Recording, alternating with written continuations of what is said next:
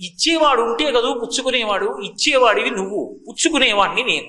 నాకు కోడలు రావాలంటే నువ్వు నీ కూతురునివ్వాలి. ఆడపిల్లి వారు గొప్పవారయా మగపిల్లి వారి కన్నా, ఎందుకు అలా మాట్లాడతావు అంటాడు. అసలు ధర్మం అంటే ఏమిటో, ఎంత ప్రేమతో ప్రవర్తించాలో ఇచ్చి పుచ్చుకోవడంలో. పెళ్ళి అంటే రెండు వంశాలు కలవడానికి, రెండు కుటుంబాల మధ్య ప్రేమ ఏర్పడడానికి పునాది. అక్కడికి వెళ్ళి భోజనంలో అప్పడం కోసం, ఒడియం కోసం దెబ్బలాడుకోవడం కాదు. ఎంత గొప్పగా ప్రవర్తించాలో రామాయణం నేర్పుతుంది. ఈ జాతి సంస్కృతి అంతా కూడా ఎవరి యందు నిలబడుతుందో, ఎవరు పరిధిని అతిక్రమించినంత మాత్రం చేత సమాజంలో అవ్యవస్థ ఏర్పడుతుందో, అటువంటి ఆడదానికి ఉండవలసినటువంటి కట్టుబాటు గురించి ఎంతో గొప్పగా ఆ కుశనాభోపాఖ్యానాన్ని విశ్వామిత్ర మహర్షి రామచంద్రమూర్తికి వివరిస్తారు. 9 కుమార్తెలు కుశనాభుడికి ఉన్నప్పటికీ, 9 కూడా చాలా అందగత్తెలైనప్పటికీ, వాయువు వారిని మోహించి వివాహం చేసుకుంటానన్నప్పటికీ, తండ్రి యొక్క అనుజ్ఞ లేకుండా మేము వివాహం చేసుకోమని, మేము చేసుకోవడమే కాదు అసలు ఈ భారతదేశమునందు ఎప్పుడూ కూడా ఆడపిల్ల తండ్రిని కాదని వివాహము చేసుకునేటటువంటి రోజు రాకుండుగాక అన్న విశేషాన్ని రామచంద్రమూర్తికి వివరించి, తదనంతరం చూళి అనబడేటటువంటి ఒక మహర్షి తపస్సు చేస్తుండగా సోమద అనబడేటటువంటి గంధర్వకాంత ఆయనని అనేక రకాలైనటువంటి శుశ్రూషలతో మెప్పించింది. ఒక గురువు కేవలము శుశ్రూషకు మాత్రమే పారవస్యాన్ని పొందుతాడు అని నేను మీకు వివరించడం జరిగింది. ఆ చూళి మహర్షి సోమదని అడిగాడు, నువ్వు నన్ను ఇంతగా అనుగమించావు, ఇంత సేవించావు, ఇంత శుశ్రూష చేశావు, నీకు నేను ఏదైనా వరం ఇవ్వాలనుకుంటున్నాను, నీకేం కావాలని అడిగాడు. ఆవిడందే, నువ్వు రాశీభూతమైనటువంటి బ్రహ్మజ్ఞానానివి, అపర చతుర్ముఖ బ్రహ్మవు, అపారమైనటువంటి తేజోవంతుడవు.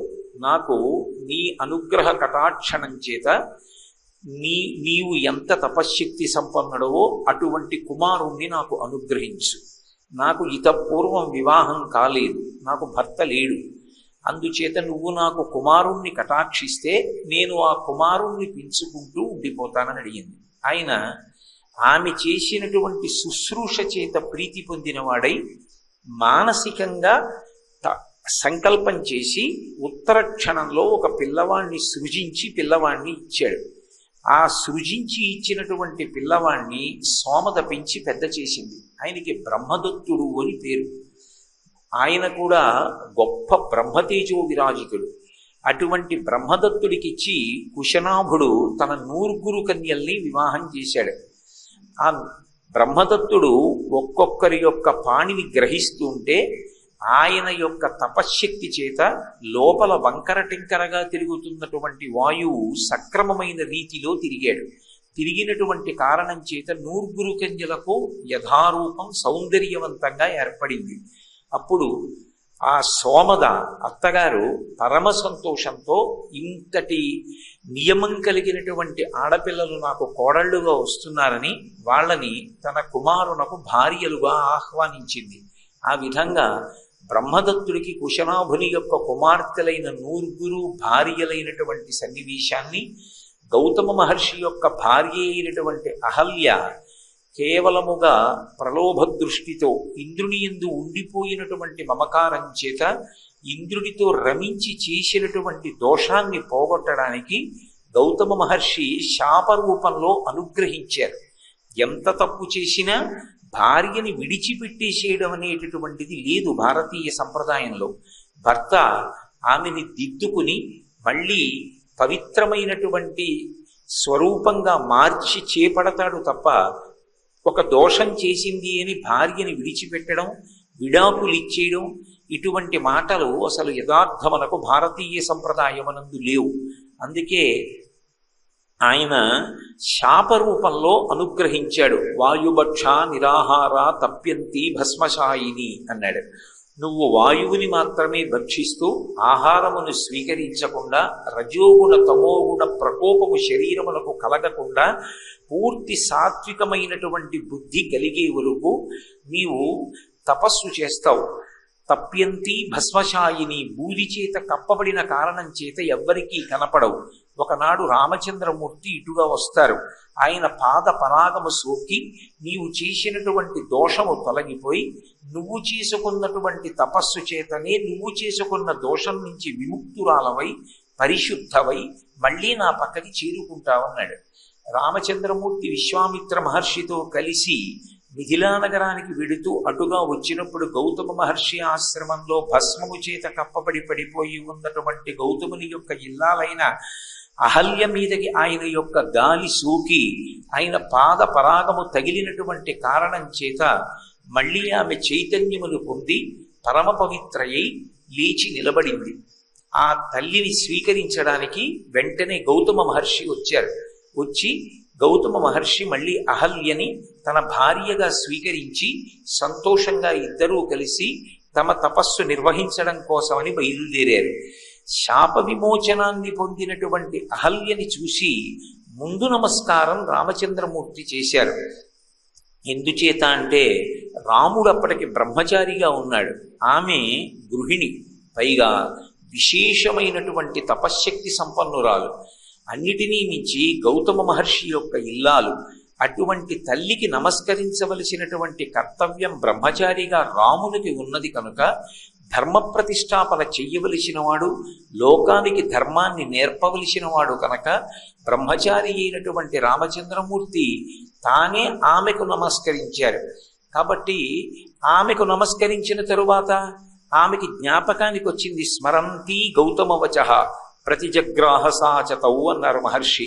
గౌతముడు చెప్పిన మాట జ్ఞాపకానికి వచ్చింది. రాముడు ఇటుగా వచ్చినప్పుడు నీవు చేసినటువంటి దోషము ఆయన యొక్క స్పర్శ చేత తొలగిపోతుంది. అప్పుడు నువ్వు ఆయనకి ఆతిథ్యం ఇచ్చి గౌరవ మర్యాదలు నడపవలసినది అని.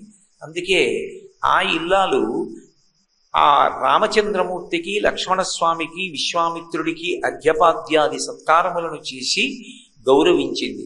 తదనంతరం గౌతమ మహర్షి, అహల్య ఇద్దరూ కూడా తమ ఆశ్రమానికి తపస్సు చేసుకోవడం కోసమని బయలుదేరిపోయారు. కాబట్టి శ్రీరామాయణంలో విశ్వామిత్ర మహర్షి రామచంద్రమూర్తితో ఈ కథ ప్రస్తావన చేసినప్పుడు అక్కడే అహల్య శాప విమోచనాన్ని పొందినప్పుడు రాముడికి అసలు తపస్సుకుండేటటువంటి శక్తి ఎటువంటిది, భారతీయ ధర్మంలో వైవాహిక జీవితానికి ఉండేటటువంటి గొప్పతనం ఎటువంటిది, ఇవాళ ఒక స్త్రీని భార్యగా స్వీకరించడం, రేపు విడిచిపెట్టడం అటువంటిది చెయ్యడం కాదు. ఇక్కడ స్త్రీని భార్యగా స్వీకరించడం అంటే ధర్మపత్నిగా స్వీకరిస్తారు తప్ప కామపత్నిగా స్వీకరించరు.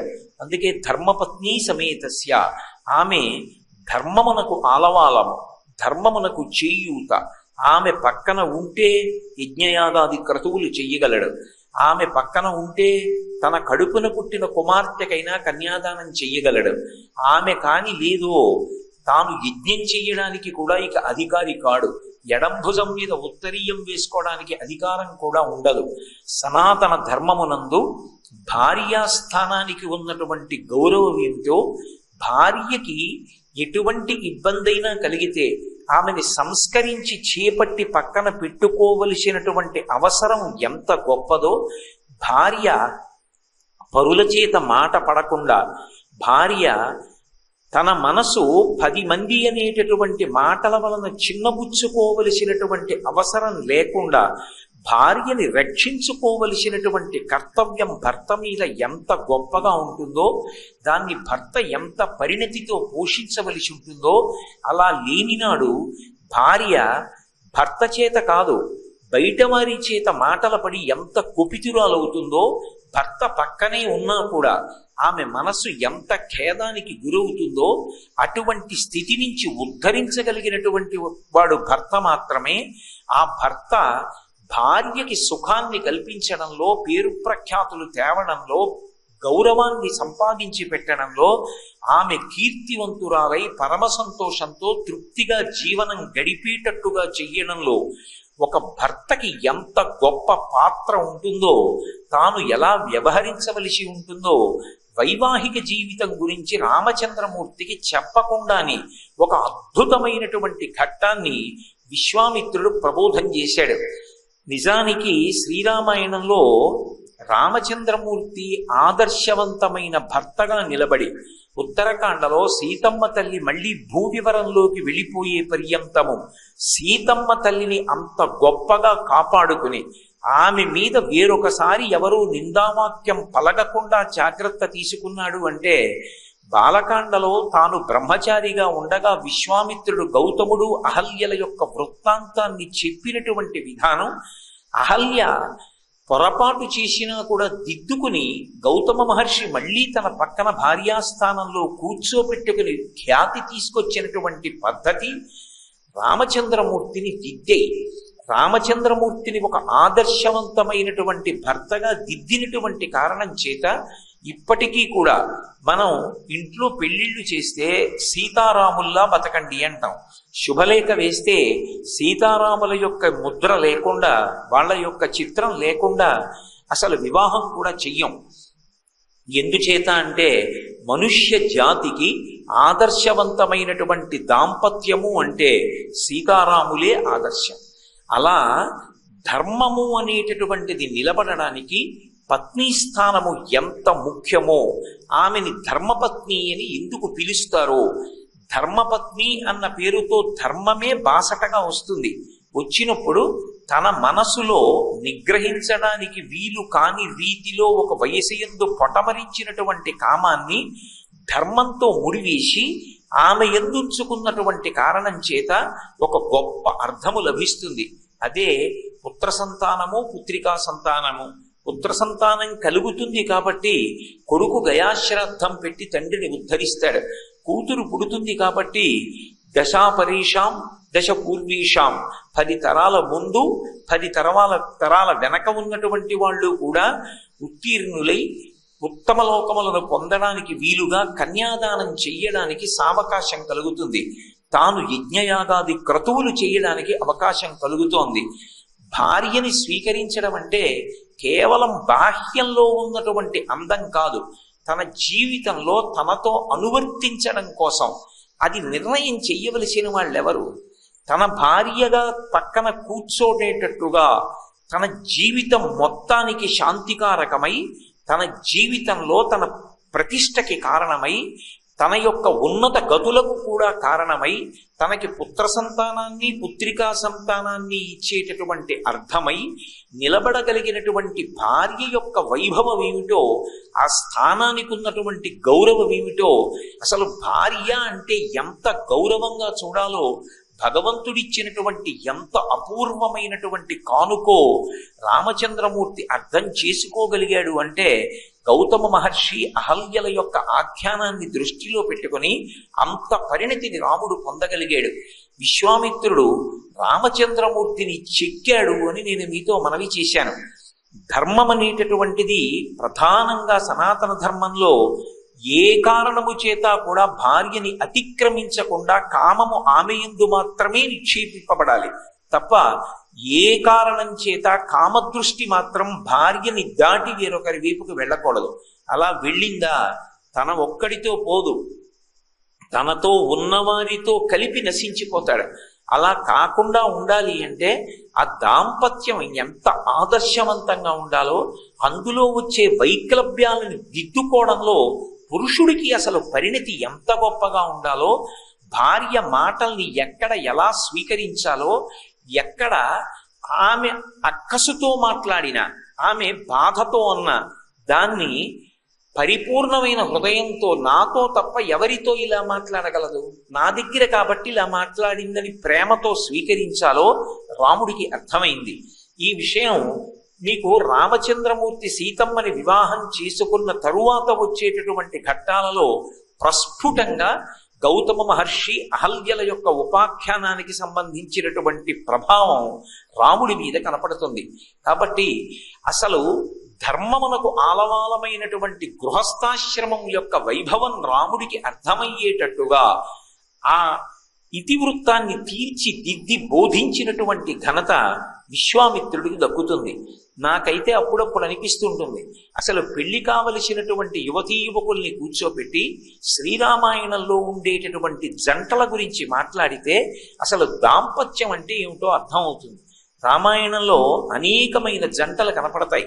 దశరథ మహారాజు గారు, కౌసల్య, సుమిత్ర, కైకేయి, రామచంద్రమూర్తి, సీతమ్మ, అహల్య, గౌతముడు, తార, వాలి, రుమ, సుగ్రీవుడు, సుగ్రీవుడు, తార, రావణాసురుడు, మండోదరి, అలాగే అనసూయ, అత్రి.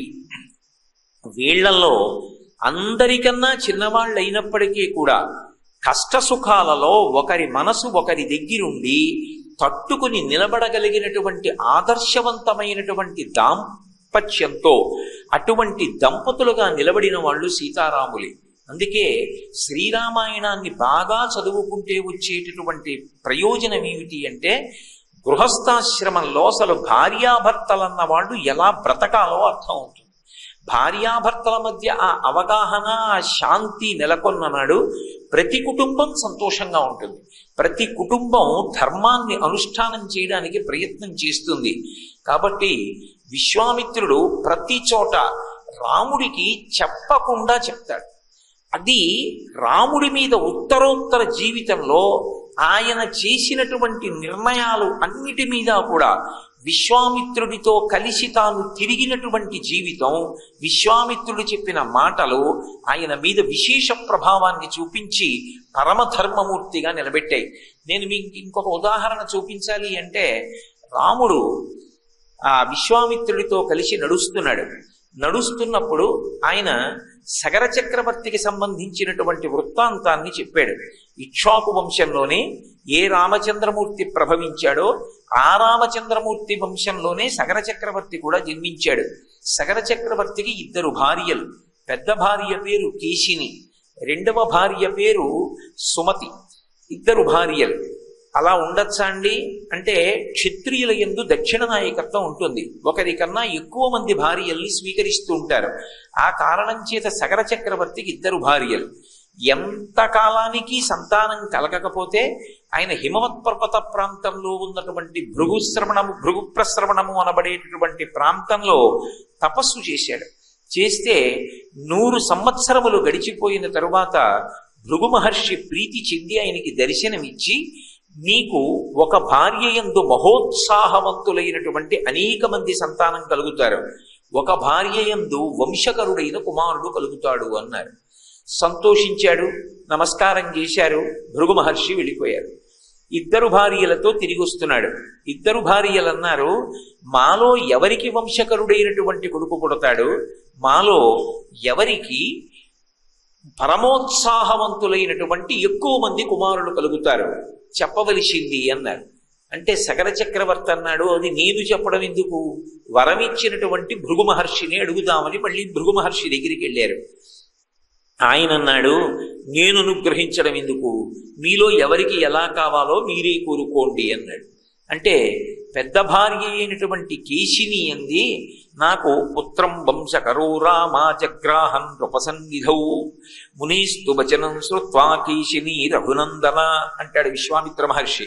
ఓ రామ, ఆ సగర చక్రవర్తి యొక్క పెద్ద భార్య అయినటువంటి కేశిని వంశకరుడైనటువంటి కుమారుడు కావాలి అని అడిగింది. అంటే ఆయన వలన వంశము యొక్క పరంపర నడవాలి, అటువంటి కుమారుడు నాకు కావాలి అని అడిగింది. రెండవ భార్య అయినటువంటి సుమతి మాత్రం షష్ఠిం పుత్ర సహస్రాణి, ఆమె 60,000 మంది పిల్లలు కావాలి అని అడిగింది. 60,000 మంది పిల్లలు పుడతారని చెప్పి అనుగ్రహించాడు. పెద్ద భార్య అయినటువంటి కేశినికి ఒక్కడే కుమారుడు పుట్టాడు, ఆయన పేరు అసమంజసుడు. రెండవ భార్య అయినటువంటి సుమతికి ఒక మాంస పిండం ఒకటి ఉద్భవించింది. ఆ మాంస పిండమునకు చిన్న చిన్న చిన్న చిన్న బుడగల్లా బిడ్డలు పట్టి ఉన్నారు. 60,000 మంది దాదులు వాళ్ళని నీతి కుండల్లో పెట్టి పెంచారు. వాళ్లే సగర చక్రవర్తి కుమారులు కనుక వాళ్ళకి ఇంకా ప్రత్యేకంగా పేరు పెట్టకుండా సగరులు అని పిలిచారు. వాళ్ళు మహోత్సాహం కీర్తిమతో జగ్రాహ సుమతి శృతాం అన్నారు మహర్షి. వాళ్ళు మహోత్సాహవంతులు, ముందు వెనుకలు ఆలోచించారు. అటువంటి పిల్లలు పుట్టారు. కొంతకాలం అయింది. చెప్తున్నాడు రాముడితో విశ్వామిత్ర మహర్షి, సగర చక్రవర్తి యొక్క పెద్ద కుమార్తె పెద్ద భార్య అయినటువంటి కేశినికి జన్మించినటువంటి కుమారుడు అసమంజసుని యందు ఒక విపరీత ధోరణి ఉండేది. ఆయన ప్రతిరోజు సాయంకాలం వేళ సరయూ నది ఒడ్డుకెళ్ళి అయోధ్యానగరంలో ఉన్నటువంటి పిల్లల్ని ఆడుకోవడానికి రమ్మని, ఆ పిల్లలు ఆడుకోవడానికి వస్తే ఒక్కొక్క పిల్లవాడిని పట్టుకుని సరయూ నదిలో తోసేస్తుండేవాడు. ఆ పిల్లవాడు నదిలో కొట్టుకుపోతుంటే ఇతను సంతోషాన్ని పొందుతుండేవాడు. చక్రవర్తి కుమారుడు లేక పుట్టాడు, పెద్ద కుమార్తె యొక్క కొడుకు, పైగా విశేషించి వంశకరుడని కొంతకాలం ప్రజలు భరించారు. ఆఖరికి ఈ విషయాన్ని బాధపడినటువంటి ప్రజలు వెళ్ళి చక్రవర్తి అయినటువంటి సగరునితో చెప్పారు. సగర చక్రవర్తి ఆలోచించాడు. భృగు మహర్షి యొక్క వరం చేత కలిగినటువంటి కుమారుడు, వంశకరుడు, అప్పటికే అసమంజసుడికి కొడుకు పుట్టాడు. అతని పేరు అంశుమంతుడు. తనకి ఎంత లేక పుట్టిన కొడుకైనా, తన పెద్ద భార్య యొక్క పెద్ద కుమారుడైనా, తన తర్వాత పట్టాభిషేకానికి అర్హుడైనా, యవరాజ్య పట్టాభిషేకం పొందవలసినటువంటి వాడైనా విశ్వామిత్ర మహర్షి యొక్క మాటలు అలా ఉంటాయి. ఏవం పాప సమాచార సజ్జన ప్రతిబాధక పౌరాణామహితే యుక్తో పుత్రో నిర్వాసిత పురాత్ అన్నాడు. ఆ అసమంజసుడు ఎప్పుడైతే ఆ అయోధ్యానగరంలో ఉండేటటువంటి ప్రజలకి బాధ కలిగేటట్టుగా వాళ్ళ పిల్లల్ని సరయూ నదిలో తోసేశాడు. ఇప్పటికే కొంతమంది పిల్లలు చనిపోయారన్న విషయాన్ని సగర చక్రవర్తి విన్నాడు. నా కుమారుడు లేక పుట్టాడు, పెద్ద భార్య యొక్క పెద్ద కొడుకు, కావలసినటువంటి యువరాజు, వంశకరుడు, ఇవేవీ సగర చక్రవర్తి ఆలోచించలేదు. ఆయన పౌరాణామహితోయుక్తో అహితం చేశాడు. అంటే ప్రజలకు హితము కానటువంటి పని చేసినటువంటి తన కుమారుడి పట్ల ఏ విధమైనటువంటి కారుణ్యము చూపించకుండా పుత్రో నిర్వాసిత పురాత్, ఆ కొడుకుని పిలిచి నువ్వు ఇక ఈ దేశంలో ఉండడానికి వీల్లేదని దేశ బహిష్కారం విధించి పంపించేశాడు. రామా నీకు మంగళమగుగాక. రామా బాగా అర్థం చేసుకున్నావా? ప్రజాక్షేమం చూడవలసినటువంటి రాజుగా కూర్చున్నప్పుడు రాజుగా కూర్చుని ప్రజల క్షేమం చూడాలా? రాజుగా కూర్చుని తప్పు చేసినా తన వారిని వెనకేసుకురావాలా అన్న సంక్లిష్టమైన పరిస్థితి వస్తే రాచ పదవిలో కూర్చున్న నాడు ప్రజా సంక్షేమాన్ని చూడవలసి వస్తే తన కుమారుణ్ణి కూడా సగర చక్రవర్తి విడిచిపెట్టాడు. ఆ వంశంలో పుట్టావు రామా చెప్పడం. ఈ మాట అనకుండా ధర్మానికి కట్టుబడి ఇక్ష్వాకు వంశంలో ఉండేటటువంటి ప్రభువులు ఎంత గొప్పగా పరిపాలన చేశారో, ఆఖరికి తన కొడుకని కూడా చూడకుండా దేశ బహిష్కారం ఎలా విధించాడో మహానుభావుడైనటువంటి విశ్వామిత్ర మహర్షి రామచంద్రమూర్తితో మాట్లాడతాడు. అంటే ఉత్తరోత్తర సింహాసనంలో కూర్చున్నప్పుడు ఏ విధమైనటువంటి రాగద్వేషాలకి లోను కాకుండా ధర్మాన్ని నిలబెట్టవలసి వస్తే తన ప్రాణ సమానమైనటువంటి వాళ్ళని ఎవరినైనా సరే రాముడు విడిచిపెట్టేస్తాడంతే. ధర్మమా తన తమ్ముడా, ధర్మమా తన భార్యయా, ఈ ప్రశ్న ఉదయిస్తే తాను సింహాసనం మీద కూర్చున్నప్పుడు రాజారాముడిగా కూర్చున్న స్థితిలో ఆయన ఎంత ధర్మాన్ని పట్టుకుని ఉంటాడు అంటే, రాచరికానికి కావలసినటువంటి ధర్మాన్ని నిలబెట్టడానికి, ఆదర్శవంతమైనటువంటి ప్రభువుగా నిలబడడానికి, సమస్తమైనటువంటి ఆరోపణలకు అతీతమైన స్థితిలో దుర్నిరీక్షుడై నిలబడడానికి అవసరమైతే ధర్మం కోసం దేన్నైనా పరిత్యజించేస్తాడు. ఎక్కడి నుంచి వచ్చింది ఇదంతా అంటే విశ్వామిత్ర మహర్షి చెప్పినటువంటి విశేషాలు. అందులోంచి ఆ ధర్మమునందు అటువంటి అనురక్తి పుట్టింది. నేను అలా ఉండని నాడు నాతో పోది అపకీర్తి, నా ముందు పరిపాలించినటువంటి నా వంశకర్తలైనటువంటి పెద్దలు ఎవరున్నారో వాళ్ళకి కూడా అపకీర్తి వస్తుంది. కాబట్టి నేను ధర్మాన్ని మాత్రమే పట్టుకోవాలి తప్ప ధర్మాన్ని అసలు విడిచిపెట్టడానికి వీల్లేదు. రాముడి ఎంత ధర్మము పట్ల అంత పూనిక కలిగేటట్టుగా ఎవరు చేశారు అంటే గురువైనటువంటి విశ్వామిత్రుడు చేశాడు, గురువైనటువంటి వశిష్ఠ మహర్షి చేశారు. అది నరుడిగా పుట్టినటువంటి రాముడికి తనంత తానుగా ధర్మమునందు అనురక్తి కలిగింది అన్నాం అనుకోండి, అది మిగిలినటువంటి నరులకు ఆదర్శవంతముగా చెప్పడానికి అవకాశం కలగదు. గురుబోధ చేత ధర్మమునందు అంత అనురక్తి కలిగింది. మనకి దేని వలన అనురక్తి కలగాలి? శ్రీరామాయణానికి మనం వారసులం. మనం రామాయణానికి వారసులం కాబట్టి రామాయణం చదివి రామాయణమునందు ధర్మమునకు ఎలా పట్టాభిషేకం చెయ్యబడిందో గుర్తించిన నాడు మనకి కూడా ధర్మమునందే అనురక్తి కలుగుతుంది. అందుకే శ్రీరామాయణం చదవడం వల్ల కలిగేటటువంటి ప్రథమ ప్రయోజనం ఏది అంటే ధర్మమునందు అనురక్తియే. కాబట్టి విశ్వామిత్ర మహర్షి ఈ మాట చెప్పారు. ఇంకొంచెం ముందుకెడతారు. ఎక్కడి కథని ఎక్కడికి తీసుకొస్తాడో తీసుకొచ్చి ఎంత గొప్పగా ధర్మానికి సంబంధించి రామచంద్ర ప్రభువుని చిక్కి చూపిస్తాడో ఆయన. గంగానది ప్రవహిస్తోంది. ఆ ప్రవహిస్తున్నటువంటి గంగానదిని చూపించి రామచంద్రమూర్తి అడిగారు, ఈ గంగ ఎలా వచ్చింది? ఆకాశంలో ప్రవహించవలసినటువంటి దేవగంగ ఈ భూమి మీదకి వచ్చి ప్రవహించడానికి కారణం ఏమిటని అడిగాడు. అడిగితే ఇక్ష్వాకు వంశంలోనే ప్రభవించినటువంటి సగర చక్రవర్తి యొక్క కుమారుల కథని, గంగావతరణం చేయించినటువంటి భగీరథుడి కథని, అసలు భగీరథుడు గంగావతరణం ఎందుకు చేయించాలి, ఎందుకు ఆయనకంత పట్టుదల, భగీరథ ప్రయత్నం అంటాం మనం. ఆ భగీరథ ప్రయత్నం అన్న మాట ఎందుకు వచ్చింది? అసలు ఒక మనిషిగా పుట్టినటువంటి వాడికి ఉండవలసినటువంటి మొట్టమొదటి కర్తవ్యం ఏది? ఎవరి పట్ల గౌరవంతో ఉండాలి, ఎవరి పట్ల పూజ్య భావన ఉండాలి. అది లేనినాడు మనుష్య జన్మ ఎంత అసహ్యకరమైనదైపోతుంది. చెప్పకుండా అద్భుతంగా చెప్పాడు. మీకు ఇందాక నేను మనవి చేశాను, సగర చక్రవర్తి యొక్క పెద్ద భార్యకి ఒక్కడే కొడుకు అసమంజసుడు. ఆ అసమంజసుని యొక్క కుమారుడు అంశుమంతుడు. కానీ రెండవ భార్య అయినటువంటి సుమతికి 60,000 మంది కుమారులు సగరులు. ఒకనకొకప్పుడు సగర చక్రవర్తి యజ్ఞం చేస్తున్నాడు. యజ్ఞమునకు దీక్ష ఉంటుంది.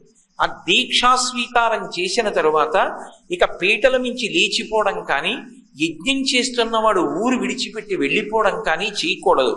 అసలు నిజానికి వేదంలో దీక్ష అన్న మాట దేనికి అన్వయం అవుతుంది అంటే యజ్ఞమునకు మాత్రమే దీక్ష అనేటటువంటి మాట అన్వయం అవుతుంది. అందుకే యజ్ఞం చేస్తే పూర్వం నదీ తీరంలో యజ్ఞం చేసేవారు.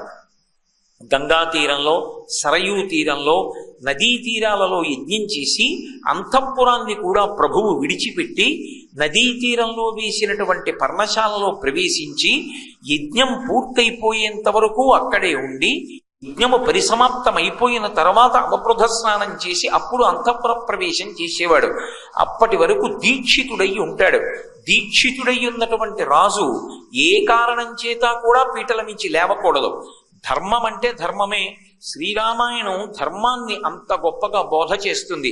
అందుకే సగర చక్రవర్తి యజ్ఞం చేస్తూ అశ్వమేధయాగం చేస్తూ యజ్ఞాశ్వాన్ని విడిచిపెట్టాడు. రాక్షసీం తనుమాస్తాయా యజ్ఞీయాశ్వమపాహరత్. దేవేంద్రుడు రాక్షసుని యొక్క రూపాన్ని పొంది యజ్ఞాశ్వాన్ని అపహరించాడు. ఇప్పుడు ఆ యజ్ఞాశ్వాన్ని కనిపెట్టడం కోసమని 60,000 మంది తన కుమారుల్ని పిలిచాడు. ఒరే, ఈ భూమి అంతా కూడా 60,000 యోజనములు. మీ అందరు యోజనామే కవిస్తారో మేకైకైకో ధరణీతలం వివిధ పురుష వ్యాఘ్ర వజ్రస్పర్శ సమైర్మఖై. వజ్రముల వంటి గోళ్ళు ఉన్నాయి మీకు. 60,000 మంది ఒక్కొక్క యోజనాన్ని వెతకండి. అవసరమైతే గుర్రాన్ని ఎక్కడ దాచారో కనిపెట్టడానికి ఈ భూమిని అంతటినీ కూడా గోతులు పెట్టి తవ్వేసేయండి, తవ్వేసి వెతకండి అన్నాడు. వీళ్ళు మహోత్సాహం కీర్తిమతో జగ్రాహ సుమతి శ్రుతాన్ అని కదూ, మహోత్సాహవంతులు. కాబట్టి 60,000 మంది వెళ్ళి ఒక్కొక్క యోజనాన్ని గోతులు పెట్టి తవ్వేస్తున్నారు. ఈ సృష్టి ప్రారంభం చేసినప్పుడు చతుర్ముఖ బ్రహ్మగారు నియమం చేశారు, ఈ భూమికి సర్వదా రక్షకుడు ఎవరు అంటే శ్రీ మహావిష్ణువు. భూమిని నిష్కారణంగా తన్నడం కానీ, భూమికి నిష్కారణంగా గోతులు పెట్టడం కానీ, భూమి పట్ల అనాదర భావంతో ప్రవర్తించడం కానీ చేస్తే విష్ణువు యొక్క ఆగ్రహానికి గురవుతారు.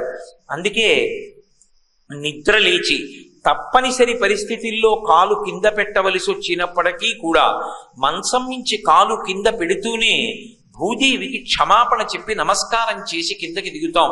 అమ్మా, నువ్వు శ్రీ మహావిష్ణువు యొక్క ఇల్లాలివి, నాకు తప్పట్లేదు, నడవడానికి నీ మీద కాలు పెట్టడం వినా మార్గం లేదు, అందుకని అమ్మా నన్ను మన్నించు అని విష్ణుపత్ని నమస్తుభ్యం పాదాహతిం క్షమస్వమి, అమ్మా తప్పక నీ మీద కాలు పెడుతున్నాను, నన్ను మన్నించమని అడిగి ప్రార్థన చేసి కాలు పెట్టి దిగుతాం. అటువంటిది భూమిని అంతటినీ గోతులు పెట్టి తవ్వేస్తుంటే దేవతలందరూ బ్రహ్మగారి దగ్గరికి వెళ్ళారు. ఈ సగరులు అత్యుత్సాహవంతులై భూమిని తవ్వేస్తున్నారు. ఎలా అని అడిగారు. ఆయన అన్నాడు, ఈ భూమిని రక్షించవలసినటువంటి వాడు శ్రీ మహావిష్ణువు. ఆయన ప్రస్తుతం కాపిలం రూపమాస్తాయ ధారయత్యనిశం ధరాం, కపిల మహర్షి రూపంలో ఇవాళ పాతాళలోకంలో తపస్సు చేస్తున్నాడు. భూమి ఆయనది, ఆయన తన భూమిని తాను రక్షించుకుంటాడు. వీళ్ళు అల్పాయుర్దాయం కలిగిన వాళ్ళు, మహోత్సాహవంతులు, ఒకేసారి మడిసిపోతారు. మీరు బెంగ పెట్టుకోకండి, వెళ్ళి రమ్మన్నారు.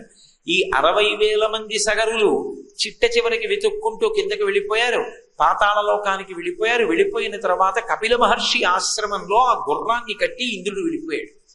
గుర్రాన్ని చూశారు.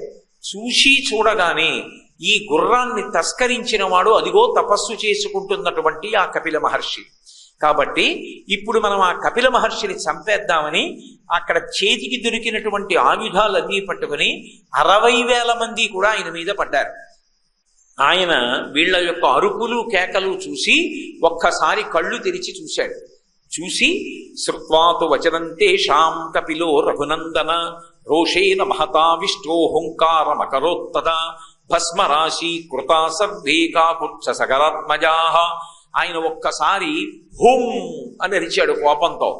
ఆయన చేసినటువంటి ఆ హుంకారానికి, అందులోంచి వచ్చిన అగ్నిజ్వాలలకి 60,000 మంది సగరులు భస్మరాశులై పడిపోయారు.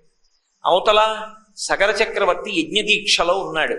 గుర్రమా కనపడలేదు, వెళ్ళిన వాళ్ళ తిరిగి రాలేదు. కాబట్టి నేను లేచి వెళ్ళి ఆ గుర్రాన్ని వెతికి తీసుకొస్తానన్నాడు. బ్రాహ్మణులన్నారు, యజ్ఞం చేయించేవాళ్ళు, నీ ఇష్టం వచ్చినట్టు దీక్ష స్వీకరించి నువ్వు వెళ్ళిపోతే నీకు కాదు దోషం, నీతో పాటుగా ఈ యజ్ఞం చేయించినటువంటి బ్రాహ్మణులకు కూడా వస్తుంది.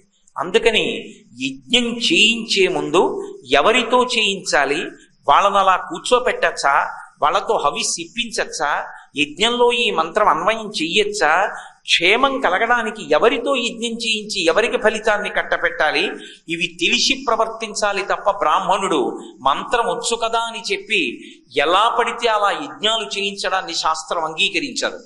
అలా ధైర్యంగా చెప్పగలిగినటువంటి వాళ్ళు అక్కడ ఉన్న బ్రాహ్మణులు, నువ్వు దీక్షా స్వీకారం చేసి విడిచిపెట్టి యజ్ఞాశ్వం కోసం వెళ్ళడం కుదరదు, ఇక్కడ ఉండవలసిందే. మరి కొడుకులు 60,000 మంది చనిపోయారని తెలిస్తే ఆయనకి అశౌచం రాదా? రాదు. ఎందుకంటే దీక్షా కంకణం కట్టుకుని ఉన్నాడు. ఆ కంకణ ధారణ ఎందుకు చేస్తారు అంటే కార్యక్రమ పరిసమాప్త పర్యంతం ఆయనను రక్షించడం కోసమే ఆ దీక్షా కంకణాన్ని మంత్రపురస్సరంగా కడతారు. కాబట్టి ఇప్పుడు తన పెద్ద భార్య యొక్క కుమారుడైన అసమంజసుని యొక్క కుమారుడు తన మనవడైనటువంటి అంశుమంతుణ్ణి పిలిచి, నువ్వు వెళ్ళి యజ్ఞాశ్వాన్ని వెతికి తీసుకురమ్మన్నాడు. అంశుమంతుడు వెతికాడు, పాతాళలోకానికి వెళ్ళాడు. కపిల మహర్షి ఆశ్రమంలో ఉన్నటువంటి యజ్ఞాశ్వాన్ని చూశాడు. కపిల మహర్షికి నమస్కారం చేసి యజ్ఞాశ్వాన్ని తీసుకొద్దామని వెళ్ళాడు. 60,000 బూది కుప్పలు కనపడ్డాయి. ఈ 60,000 బూది కుప్పలు ఎవరివి? తన పినతండ్రులవు. ఆయన యజ్ఞాశ్వం దొరికిందని సంతోషపడి రాలేదు. 60,000 బూది కుప్పలు కనపడితే ఇవి మా పినతండ్రులవి. మా పినతండ్రులు 60,000 మంది శరీరం విడిచిపెట్టారు అంటే ఉత్తర క్షణంలో వాళ్ళకి జలతర్పణ చెయ్యాలి. ఆ నీళ్లు తాగితే తప్ప వాళ్ళకి దాహం పోదు. శరీరాల్ని విడిచిపెట్టి సూక్ష్మరూపాలతో ప్రయాణం చేస్తారు. కాబట్టి ఉన్న ఉత్తరాధికారిని నేనే. జలతర్పణ చెయ్యాలని ముందు గుర్రాన్ని తీసుకెళ్లే ప్రయత్నం చేయలేదు, జలతర్పణ చేయడానికి ప్రయత్నం చేశాడు. అంటే మనం బాగా రామాయణం చదువుకున్నప్పుడు జ్ఞాపకం పెట్టుకోవలసిన విషయం ఏమిటంటే, పితృకార్యమునందు యామరపాటు పనికిరాదు. తల్లి తండ్రి వాళ్ళిద్దరూ లేనినాడు, వాళ్ళు జన్మ ఇవ్వని నాడు, వాళ్ళు అంత ప్రేమతో పెంచి పెద్ద చెయ్యని నాడు అసలు నేనున్నానన్న మాటే లేదు. అటువంటి తల్లి తండ్రి శరీరం పడిపోయిన రోజు జ్ఞాపకం పెట్టుకుని శ్రాద్ధకర్మ చెయ్యడానికి ఇష్టపడనటువంటి వాడు, తల్లిని తండ్రిని స్మరించినటువంటి వాడు, వాడితో స్నేహం చేస్తే నన్ను గౌరవిస్తాడని, నా నమ్మకాన్ని నిలబెడతాడని, నా మాట వింటాడని, వాడిని నేను నమ్మవచ్చని నేను ఎలా రూఢం చేసుకుంటాను?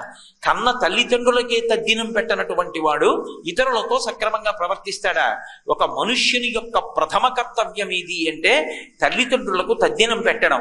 ఒక తల్లి ఒక తండ్రి కడుపున పుట్టినటువంటి అన్నదమ్ములు ఏ కారణానికి దెబ్బలాడుకోనివ్వండి, తండ్రి గారు శరీరం విడిచిపెట్టిన రోజున, తల్లిగారు శరీరం విడిచిపెట్టిన రోజున పెద్దన్న గారి ఇంటికి వెళ్ళి తద్దినం పెట్టడానికి పక్కన కూర్చోడానికి సిద్ధపడనటువంటి తమ్ముడు, వాడు బ్రతికున్నా సరే వాడు ఘోరమైనటువంటి అపరాధం చేసినటువంటి వాడు. వాడికి పితృదేవతల యొక్క ఆశీర్వచనం ఉండదు. వెళ్ళి తీరాలి, తల్లిదండ్రులకు తద్దినం పెట్టి తీరాలి. ఏమండి, ఇక్కడ తద్దినం పెడితే తండ్రి గారికి తల్లి గారికి ముడుతుందా? వాళ్ళు తింటారా? ఏమి, ఒక ఊరు విడిచిపెట్టి తండ్రి ఇంకొక ఊరు విడితే ఇక్కడ ఎవరికైనా బ్రాహ్మణులకు సంకల్పం చేసి అన్నం పెడితే ఆ ఊళ్ళో ఉన్న తండ్రి కడుపు నిండుతుందా? ఎలా అందుతుంది? ఇక్కడ పెడితే అక్కడ ఎలా అందుతుంది అని కొంతమంది విపరీత వ్యాఖ్యలు చేస్తుంటారు. శ్రీరామచంద్రమూర్తి ఒక చోట అవైదికమైనటువంటి ఇటువంటి వాదన వాదించినటువంటి తన మంత్రితో మాట్లాడి వైదికమైనటువంటి హృదయాన్ని స్థాపిస్తాడు. నేను బొంబాయిలో ఉన్నటువంటి నా కొడుక్కి ఒక 1000 రూపాయలు ఇక్కడ టెలిగ్రామ్ మనీ ఆర్డర్ కట్టి పంపించాను అనుకోండి, ఇక్కడ పోస్ట్ ఆఫీస్కి వెళ్ళి 1000 రూపాయలు ఇచ్చాను. ఇక్కడ నేను 1000 రూపాయలు టెలిగ్రామ్ మనీ ఆర్డర్ కట్టి పోస్ట్ ఆఫీస్లో ఇచ్చినటువంటి డబ్బు ఎక్కడో ఉన్నటువంటి నా కొడుక్కి ముంబైలో ఉన్నవాడికి అందుతోందా లేదా? ఇక్కడ కట్టిన డబ్బు అక్కడ అందుతోంది. నువ్వు పెట్టుకున్న వ్యవస్థలోనే, పరమేశ్వరుడు పెట్టిన వ్యవస్థలో తద్దినం మంత్రంతో పెడితే పితరులకు అందదని నువ్వు చెప్పడానికి నువ్వెవడివి? నువ్వు పెట్టుకున్న వ్యవస్థలోనే అందుతున్నప్పుడు పరమేశ్వరుడు నిర్మించినటువంటి వ్యవస్థలో ఆ సమయానికి ఆ మంత్రాన్ని సంకలనం చేసి అందిస్తే ఆ జలతర్పణ పితృదేవతలకు అందుతుందని, వాళ్ళ నీళ్లు తాగుతారని, నువ్వు సంతానంగా పుట్టినందుకు నీ ప్రథమ కర్తవ్యం తల్లిదండ్రుల యొక్క తద్దినం పెట్టడమే. ఆ పితృకార్యం చెయ్యని నాడు ఆ జీవితానికి అర్థం లేదు. అంతకన్నా కృతజ్ఞతతో కూడినటువంటి బ్రతుకు ఇంకొకటి లేదు. ఒకరి ఇంటికి వెళ్ళినప్పుడు ఆ ఇంటికి మళ్ళీ ఇంకొకసారి వెళ్ళాలా వెళ్ళక్కర్లేదా అన్న నిర్ణయం దేన్ని బట్టి చెయ్యవలసి ఉంటుందంటే, తనకి జన్మనిచ్చిన తల్లిదండ్రుల యొక్క ఫోటోలు ఇంట్లో ఉన్నాయా లేదా? కనీసం అన్ని ఫోటోలు అక్కర్లేనివన్నీ పెట్టుకున్నావు, జన్మనిచ్చిన తల్లిదండ్రుల ఫోటోలు 2 ఇంట్లో లేకపోతే ఆ ఇంటికి ఇంకొకసారి నువ్వు దేనికి వెళ్ళాలి? కన్న తల్లిదండ్రుల మీదే భక్తి లేనివాడు, కన్న తల్లిదండ్రుల శరీరం విడిచిపెట్టినటువంటి తిథి నీకు జ్ఞాపకం లేకపోతే, ఆ తిథి నాడు తద్దినం పెట్టడం నీకు చేత కాకపోతే నిన్ను ఎవరు విశ్వసించాలి ఈ లోకంలో? నిన్ను కట్టుకున్న ఇల్లాలు కూడా నమ్మదు. కన్న తల్లిదండ్రులకే తద్దినం పెట్టలేదే, వీడిని నమ్మి వీడితో సహజీవనం చేసి నేను మాత్రం ఏం పొందగలను అనుకుంటుంది. అందుకే పితృకార్యం ఎంత గొప్పదో, మనుష్యుడిగా పుట్టిన వాడికి ఉండవలసినటువంటి ప్రప్రథమ ధర్మం ఏదో నిరూపణం చేసింది రామాయణం. అక్కడ గుర్రం ఎదురుగుండా దొరికినా కూడా గుర్రాన్ని తీసుకొని రాలేదు అంశుమంతుడు. ఎక్కడైనా జలస్థానం ఉన్నదేమో నీరు పట్టుకుని మొట్టమొదట 60,000 మందికి జలతర్పణ చేస్తానని గుర్రాన్ని అక్కడే వదిలేసి పరిగెత్తాడు. పరిగెత్తి ఒక తటాకం దగ్గరికి వెళ్ళి నీరు తీసి వాళ్ళకి జలతర్పణ చేయబోతున్నాడు. మేనమామయ్య అయిన గరుత్మంతుడు కనబడి ఒక మాట అన్నాడు, నాయన, నీ యొక్క పినతండ్రులు సామాన్యమైన రీతిలో మరణించలేదు, ఒక బ్రాహ్మణుని యొక్క ఆగ్రహ జ్వాలల చేత భస్మమయ్యారు. అటువంటి మరణము పొందినటువంటి వారికి ఈ భూమి మీద ఉన్నటువంటి నీళ్లతో తర్పణ ఇచ్చినా అవి వాళ్ళని చేరే లోపలే ఆకాశంలోనే ఆవిరైపోతాయి, ఆ నీరు వారికి అందదు. అటువంటి ఉగ్రమరణమును పొందినటువంటి వారికి జలతర్పణలు అందాలంటే, వాళ్ళు ఊర్ధ్వలోకాలకి వెళ్ళాలంటే, స్వర్గలోక నివాసం చెయ్యాలంటే ఆకాశంలో ప్రవహిస్తున్నటువంటి దేవగంగ ఉంది. ఆమె హిమవంతుని యొక్క పెద్ద కుమార్తె. 2వ కుమార్తె పార్వతీదేవి హైమవతి. పార్వతీదేవి యొక్క పెద్ద కుమార్తె ఆకాశగంగని భూమి మీదకి తీసుకొచ్చి, ఆ భూమి మీద ప్రవహించినటువంటి గంగని పాతాళలోకానికి తీసుకొచ్చి, పాతాళలోకంలో ప్రవహించినటువంటి గంగా ప్రవాహాన్ని పితరుల యొక్క భస్మరాశుల ముంచి విడితే వాళ్ళకి జలతర్పణ జరిగి వాళ్లకు ఉన్నటువంటి పాపములు క్షమించి వాళ్ళు స్వర్గలోకవాసాన్ని పొందుతారు. కాబట్టి ఇక్కడ నీటితో నువ్వు తర్పణ చేయకూడదు. కాబట్టి నువ్వు తొందరగా గుర్రాన్ని తీసుకుని వెళ్ళిపో, యజ్ఞం పూర్తి చేయడం జరుగుతుంది. తరువాత ఊర్ధ్వలోకాలలో ఉన్న గంగని తీసుకురావడానికి ప్రయత్నం చేద్దువు గాని అన్నాడు. ఆ మాట వినగానే సుపర్ణ వచనం శ్రుత్వా సోంశుమాన్ అతి వీర్యవాన్ తరితం భయమాదాయ పునరాయాన్ మహాయశాహ. గొప్ప కీర్తివంతుడు దేని చేత? ఒక మనుష్యుడిగా ఏది ముందు చెయ్యాలో అది తెలుసుకున్నవాడు. ఇప్పుడు ఆ గుర్రాన్ని తీసుకుని సగర చక్రవర్తి దగ్గరికి వెళ్ళాడు. యజ్ఞం పూర్తయిపోయింది. సగర చక్రవర్తి బ్రతికి ఉన్నంత కాలం ఒక్క విషయం మీదే బాధపడ్డాడు. ఆకాశగంగని భూమి మీదకి ఎలా తీసుకురాలేకపోయాడు. అయిపోయింది. సగర చక్రవర్తి శరీరాన్ని విడిచిపెట్టేశాడు. సగర చక్రవర్తి తర్వాత అంశుమంతుడు రాజయ్యాడు.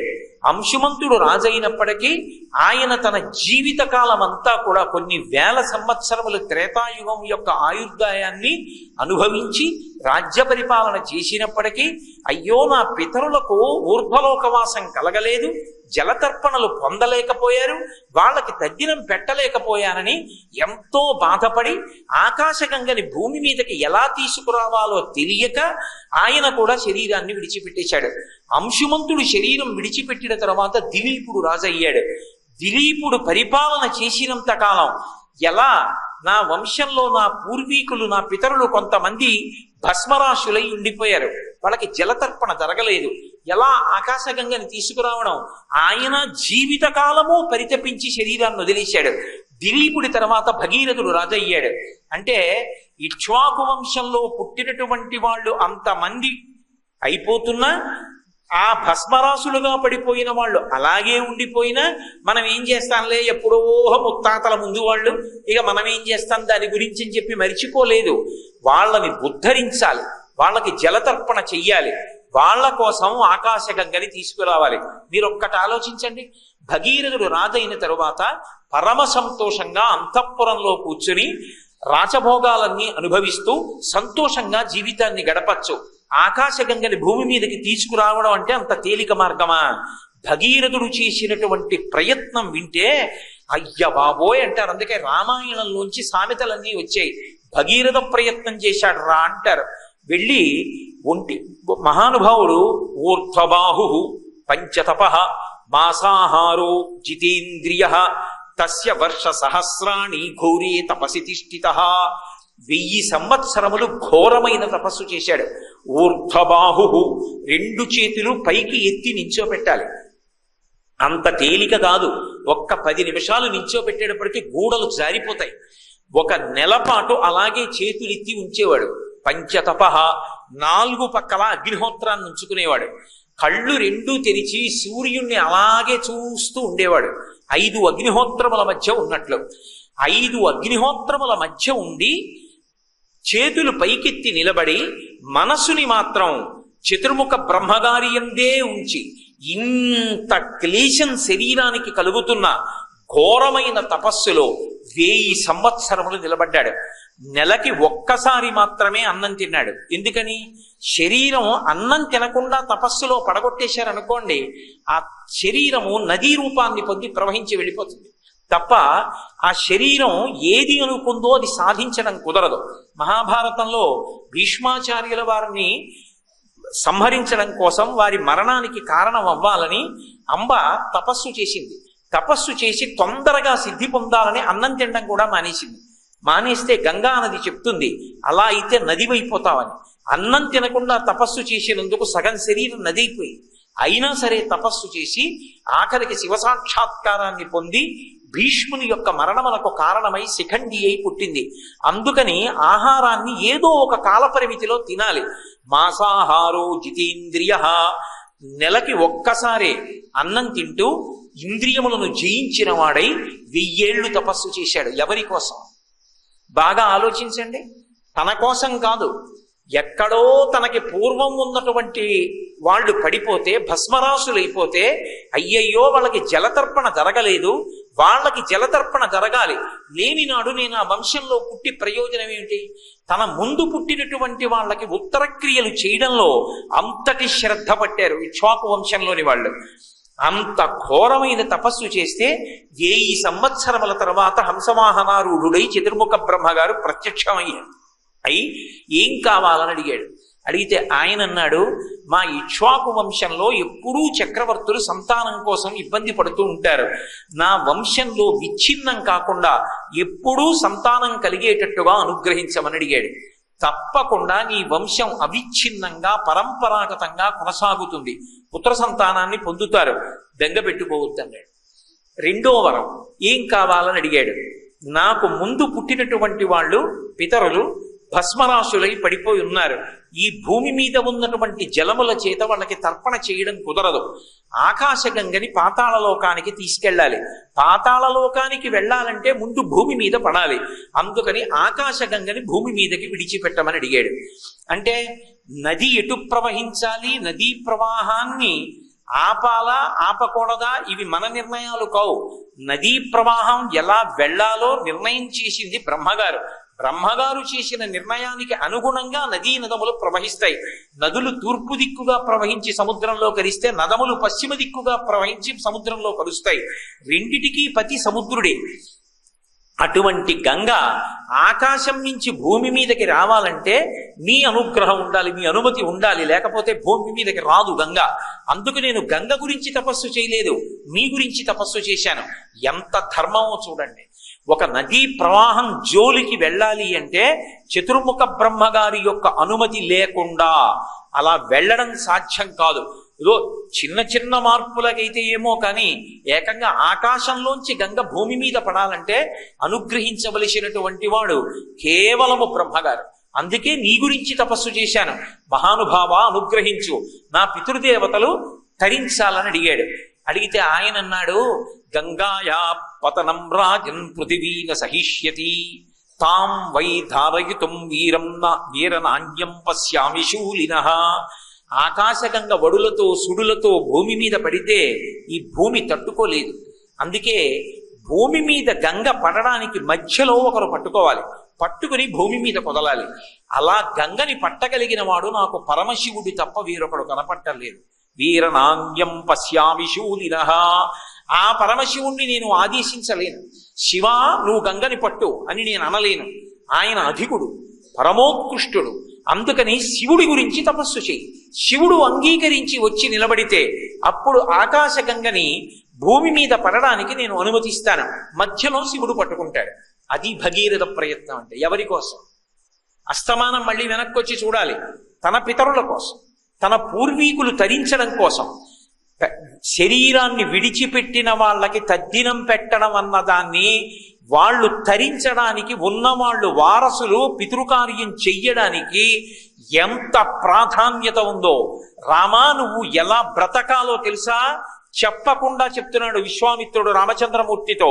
పితృదేవతానుగ్రహం ఎంత అవసరమో, పితృకార్యం చేసి తీరడం ఎంత అవసరమో నేర్పుతున్నాడు. భగీరథుడు మళ్ళీ గోకర్ణం వెళ్ళి పరమేశ్వరుడి గురించి తపస్సు చేశాడు. చాలా కాలం తపస్సు చేసిన తరువాత పరమశివుడు ప్రత్యక్షమయ్యాడు. ప్రీతస్తేహం నరశ్రేష్ఠ కరిష్యామి తవా ప్రియం శిరసా ధారయిష్యామి శైలరాజ సుతామహం. నీకోసం నీ యందు ప్రీతి చెందాను కాబట్టి నీకున్నటువంటి ధర్మనిష్ట చేత ప్రీతి చెందాను. నీకు వంశంలో ఎప్పుడో పుట్టినటువంటి పూర్వీకులు తరించాలని ఆకాశగంగని తేవాలని ప్రయత్నిస్తున్నావు.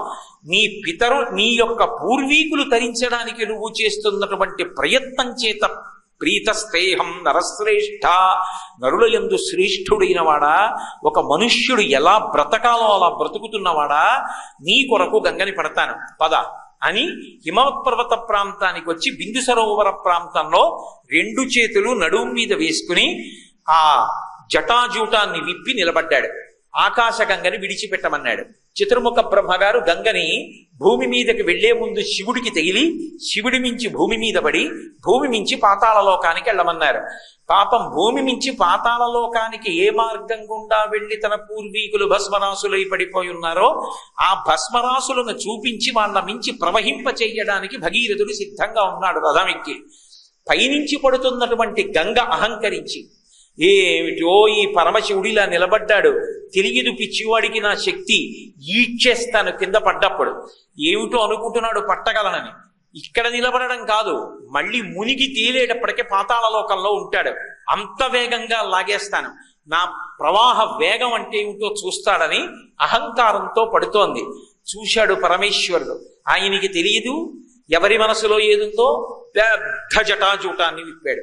సాకథం చిన్మహింగంతుం న శక్నోద్యత్నమాస్థిత నైవ నిర్గమనం లేవే జటామండల మోహిత. అలా గంగ పడుతూనే ఉంది. కొన్ని సంవత్సరములు అయిపోయింది. ఆ జటాజూటంలో తిరుగుతూనే ఉంది. నీటి చుక్క పరమేశ్వరుని యొక్క జటాజూటంలోంచి కిందకి పడలేదు. ఏదో బిందెలో నీళ్లు తిరిగినట్టుగా తిరుగుతోంది ఆ జటాజూటంలో. చూశాడు భగీరథుడు, ఎంతకాలమో అయిపోయింది, ఇప్పటికి చుక్క నీళ్లు పడలేదు. ఓహో, గంగ అహంకరించింది, పరమశివుడు కట్టేశాడు. నా పితరుల అనుగ్రహం, వాళ్ళు ఉత్తీర్ణులవ్వడం ఎలా జరుగుతుంది? మళ్ళీ పరిగెత్తుకుంటూ పరమశివుడి దగ్గరికి వెళ్ళాడు. మళ్ళీ ఆయన గురించి తపస్సు చేసి, మహానుభావ, గంగ అహంకరించడమూ బాగుంది, మీరు కట్టేయడమూ బాగుంది, నా పూర్వీకులు తరించడం ఎలా? కాబట్టి గంగని విడిచిపెట్టండి అని మళ్ళీ ప్రార్థన చేశాడు. నువ్వు చేసిన ప్రార్థనకి గంగని విడిచిపెడుతున్నానని జటాజూటంలోంచి ఒకేసారి విడిచిపెట్టేశాడు ప్రవాహాన్ని. విడిచిపెట్టేస్తే 3 ప్రవాహాలు తూర్పు దిక్కుగా 3 నదులుగా ప్రవహించాయి. ఆ తూర్పు దిక్కుకి ప్రవహించినటువంటి నదులకే ఇప్పటికీ కూడా మనం వాటిని ఆ 3 పేర్లతో లాదిని, పావని, నళిని అని పిలుస్తారు. పశ్చిమ దిక్కుకి 3 ప్రవాహాలు, 3 నదులు వెళ్ళాయి. అవే సుచక్షువు, సీత, సింధువు అనబడేటటువంటి 3 నదులు పశ్చిమ దిక్కుకు వెళ్ళాయి. 7వ నదీ ప్రవాహం భగీరథుడి వెనకాతల బయలుదేరింది. భగీరథుడు పాతాళలోకంలో ఉన్నటువంటి తన పూర్వీకుల యొక్క భస్మరాశులు ఎక్కడున్నాయో చూపిస్తే వాటి మించి ప్రవహించడం కోసం బయలుదేరింది. యథా భగీరథో రాజా తతో గంగా యశస్విని జగామ సరితా శ్రేష్ఠ సర్వపాప ప్రణాశిని అని ఎటుగా ఆ అంశుమంతుని యొక్క రథం భగీరథుని యొక్క రథం వెడుతోందో అటుగా ఆ గంగ యొక్క ప్రవాహం కూడా వెడుతోంది. ఆ వెడుతుండగా ఒక చమత్కారం జరిగింది. అక్కడ జహ్ను మహర్షి తపస్సు చేస్తున్నారు, యజ్ఞం చేసుకుంటున్నారు. ఆ యజ్ఞవాటాన్నంతటినీ కూడా గంగ ప్రవాహం ముంచెత్తేసి, ఈ గంగావతరణం జరిగినప్పుడు విచిత్రం ఏమిటంటే పైనుంచి తెల్లగా మెరిసిపోతూ మొసళ్ళు, పావులు, కప్పలు, చేపలు, ఎండ్రకాయలు ఇవన్నీ పడిపోతున్నాయి. ఆకాశంలో ఉన్నటువంటి యక్షులు, గంధర్వులు, కిన్నెరులు, కింపురుషులు, దేవతలు వీళ్ళందరూ అబ్బా అద్భుతం, ఆకాశగంగా పడుతోందని వచ్చి వాళ్ళందరూ కూడా పరమశివుడి యొక్క శరీరానికి తాకి గంగ వస్తోంది. భవాంగపతితంతో ఎం పవిత్రమితి పస్పృశు, ఆయన శరీరానికి తాకింది కాబట్టి గంగ సర్వపాపములను పోగొట్టగలిగిన శక్తిని పొందింది. ఇందులో తలపెట్టడం కుదరదు, ఇంత పెద్ద ప్రవాహం. కాబట్టి మేము ఈ నీళ్లని చల్లుకుంటామని నీళ్లు చల్లుకుంటున్నారు. అనేకమైనటువంటి పాపాలు చేసి ఊర్ధ్వలోకాల్లోంచి కింద పడిపోయిన వాళ్ళు ఆ గంగాజలాలు పరమశివుడికి తగిలి ప్రవహిస్తున్నవి తల మీద ప్రోక్షించుకున్నంత మాత్రం చేత తమ పాపరాశులను పోగొట్టుకున్న వారై దివ్య శరీరాలతో దేవలోకాలకు వెళ్ళిపోతున్నారు. దేవలోకాలలో ఉన్న వాళ్ళందరూ అపూర్వం ఈ గంగావతరణం, ఈ గంగా ప్రవాహాన్ని చూడాలి మనమని చెప్పి భగీరథుడి వెనక వెళ్ళిపోతున్నటువంటి ప్రవాహానికి 2 ఒట్ల మీద కూడా రథాలతోటి అనేకమైనటువంటి సంగీత వాద్య పరికరాలు మోగిస్తూ గంగవంక చూస్తూ సంతోషంతో పరుగులు తీస్తున్నారు. గంగ పరుగు పరుగు పరుగు పరుగున ప్రవహించి వెళ్ళిపోతోంది. ముందు భగీరథుడి రథం వెళ్ళిపోతోంది. భగీరథుడు పరమపరవశంతో ఉన్నాడు. అమ్మయ్య, ఇంతకాలానికి నా పూర్వీకులు తరించేటటువంటి అవకాశం కలిగిందని రంగతుంగ తరంగ సంఘములతో రంజిల్లు ఘోషంబుతో బంగారంబగు పొంగుతో నురగతో పువ్వాట తుంపర్లతో భంగుల్ సల్పుచు జంగలించుత నభోభాగము నుండి జారన్ గంగమ్మను దల్చితే శిరమునన్ రంజిల్లుతున్ శంకర అని ఆ గంగ ప్రవాహం వెళ్ళిపోతుంటే జహ్ను మహర్షి తపస్సు చేస్తున్నటువంటి యజ్ఞవాటాన్ని ముంచెత్తి తన ప్రవాహంలో కొట్టుకుపోయేటట్టుగా తీసుకుపోయింది. జహ్ను మహర్షికి ఆగ్రహం వచ్చి తన తపశ్శక్తితో ఒక్కసారి ఆ గంగా ప్రవాహాన్నంతటినీ కూడా ఆయన తాగేశాడు. ఇప్పటి వరకు హిమవత్ పర్వతం దగ్గర నుంచి వస్తున్నటువంటి ఉద్ధృతమైనటువంటి నదీ ప్రవాహం అకస్మాత్తుగా అంతర్ధానం అయిపోయింది. ఆశ్చర్యపోయారు దేవతలు మొదలైన వాళ్ళందరూ. భగీరథుడు వెనక్కి తిరిగి చూశాడు. ఇంత కష్టపడి తీసుకొచ్చినటువంటి భాగీరథి పాయ ఆ గంగ అదృశ్యమైపోయింది. ఏమైపోయిందని అడిగాడు. జహ్ను మహర్షి తాగేశాడన్నారు. మళ్ళీ వెళ్ళి జహ్ను మహర్షి పాదాల మీద పడ్డాడు. అయ్యా, ఎంతో కష్టపడి నా పూర్వీకుల్ని ఉద్ధరించడానికి తీసుకొచ్చాను, దయచేసి ఆ ప్రవాహాన్ని విడిచిపెట్టండి అన్నాడు. తన యొక్క చెవులలోంచి జహ్ను మహర్షి విడిచిపెట్టారు. తస్మాత్ జహ్ను సుతా గంగా ప్రోచ్యతే జాహ్నవీతి చ జగామచ పునర్గంగా భగీరథ రథానుగా. ఆ జహ్ను మహర్షి యొక్క చెవులలోంచి వచ్చింది కాబట్టి ఆ ప్రవాహానికి జాహ్నవి అని పేరు వచ్చింది. మళ్ళీ భగీరథుని యొక్క రథం వెనకాతలా ప్రవాహం వెళ్ళిపోయింది. ఆఖరికి భగీరథుని యొక్క రథం పాతాళ లోకంలో సగరుల యొక్క భస్మ రాసులున్న చోటికి వెళ్ళింది. ఈ గంగా ప్రవాహం కూడా ఆ సగరుల యొక్క బూది కుప్పల మించి ప్రవహించింది. వెంటనే చతుర్ముఖ బ్రహ్మగారు హంసవాహనం ఎక్కి పాతాళ లోకం దగ్గరికి వచ్చి, ఎంత గొప్ప ప్రయత్నం చేశావురా నాయన, నీ పూర్వీకులు ఎవరూ చెయ్యలేకపోయారు. కేవలం నీ పూర్వీకుల్ని ఉద్ధరించడం కోసం గంగా ప్రవాహాన్ని త్రిపథగగా ప్రయాణింపచేశావు.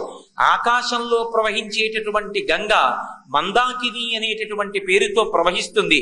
భూలోకంలో ప్రవహించేటటువంటి గంగా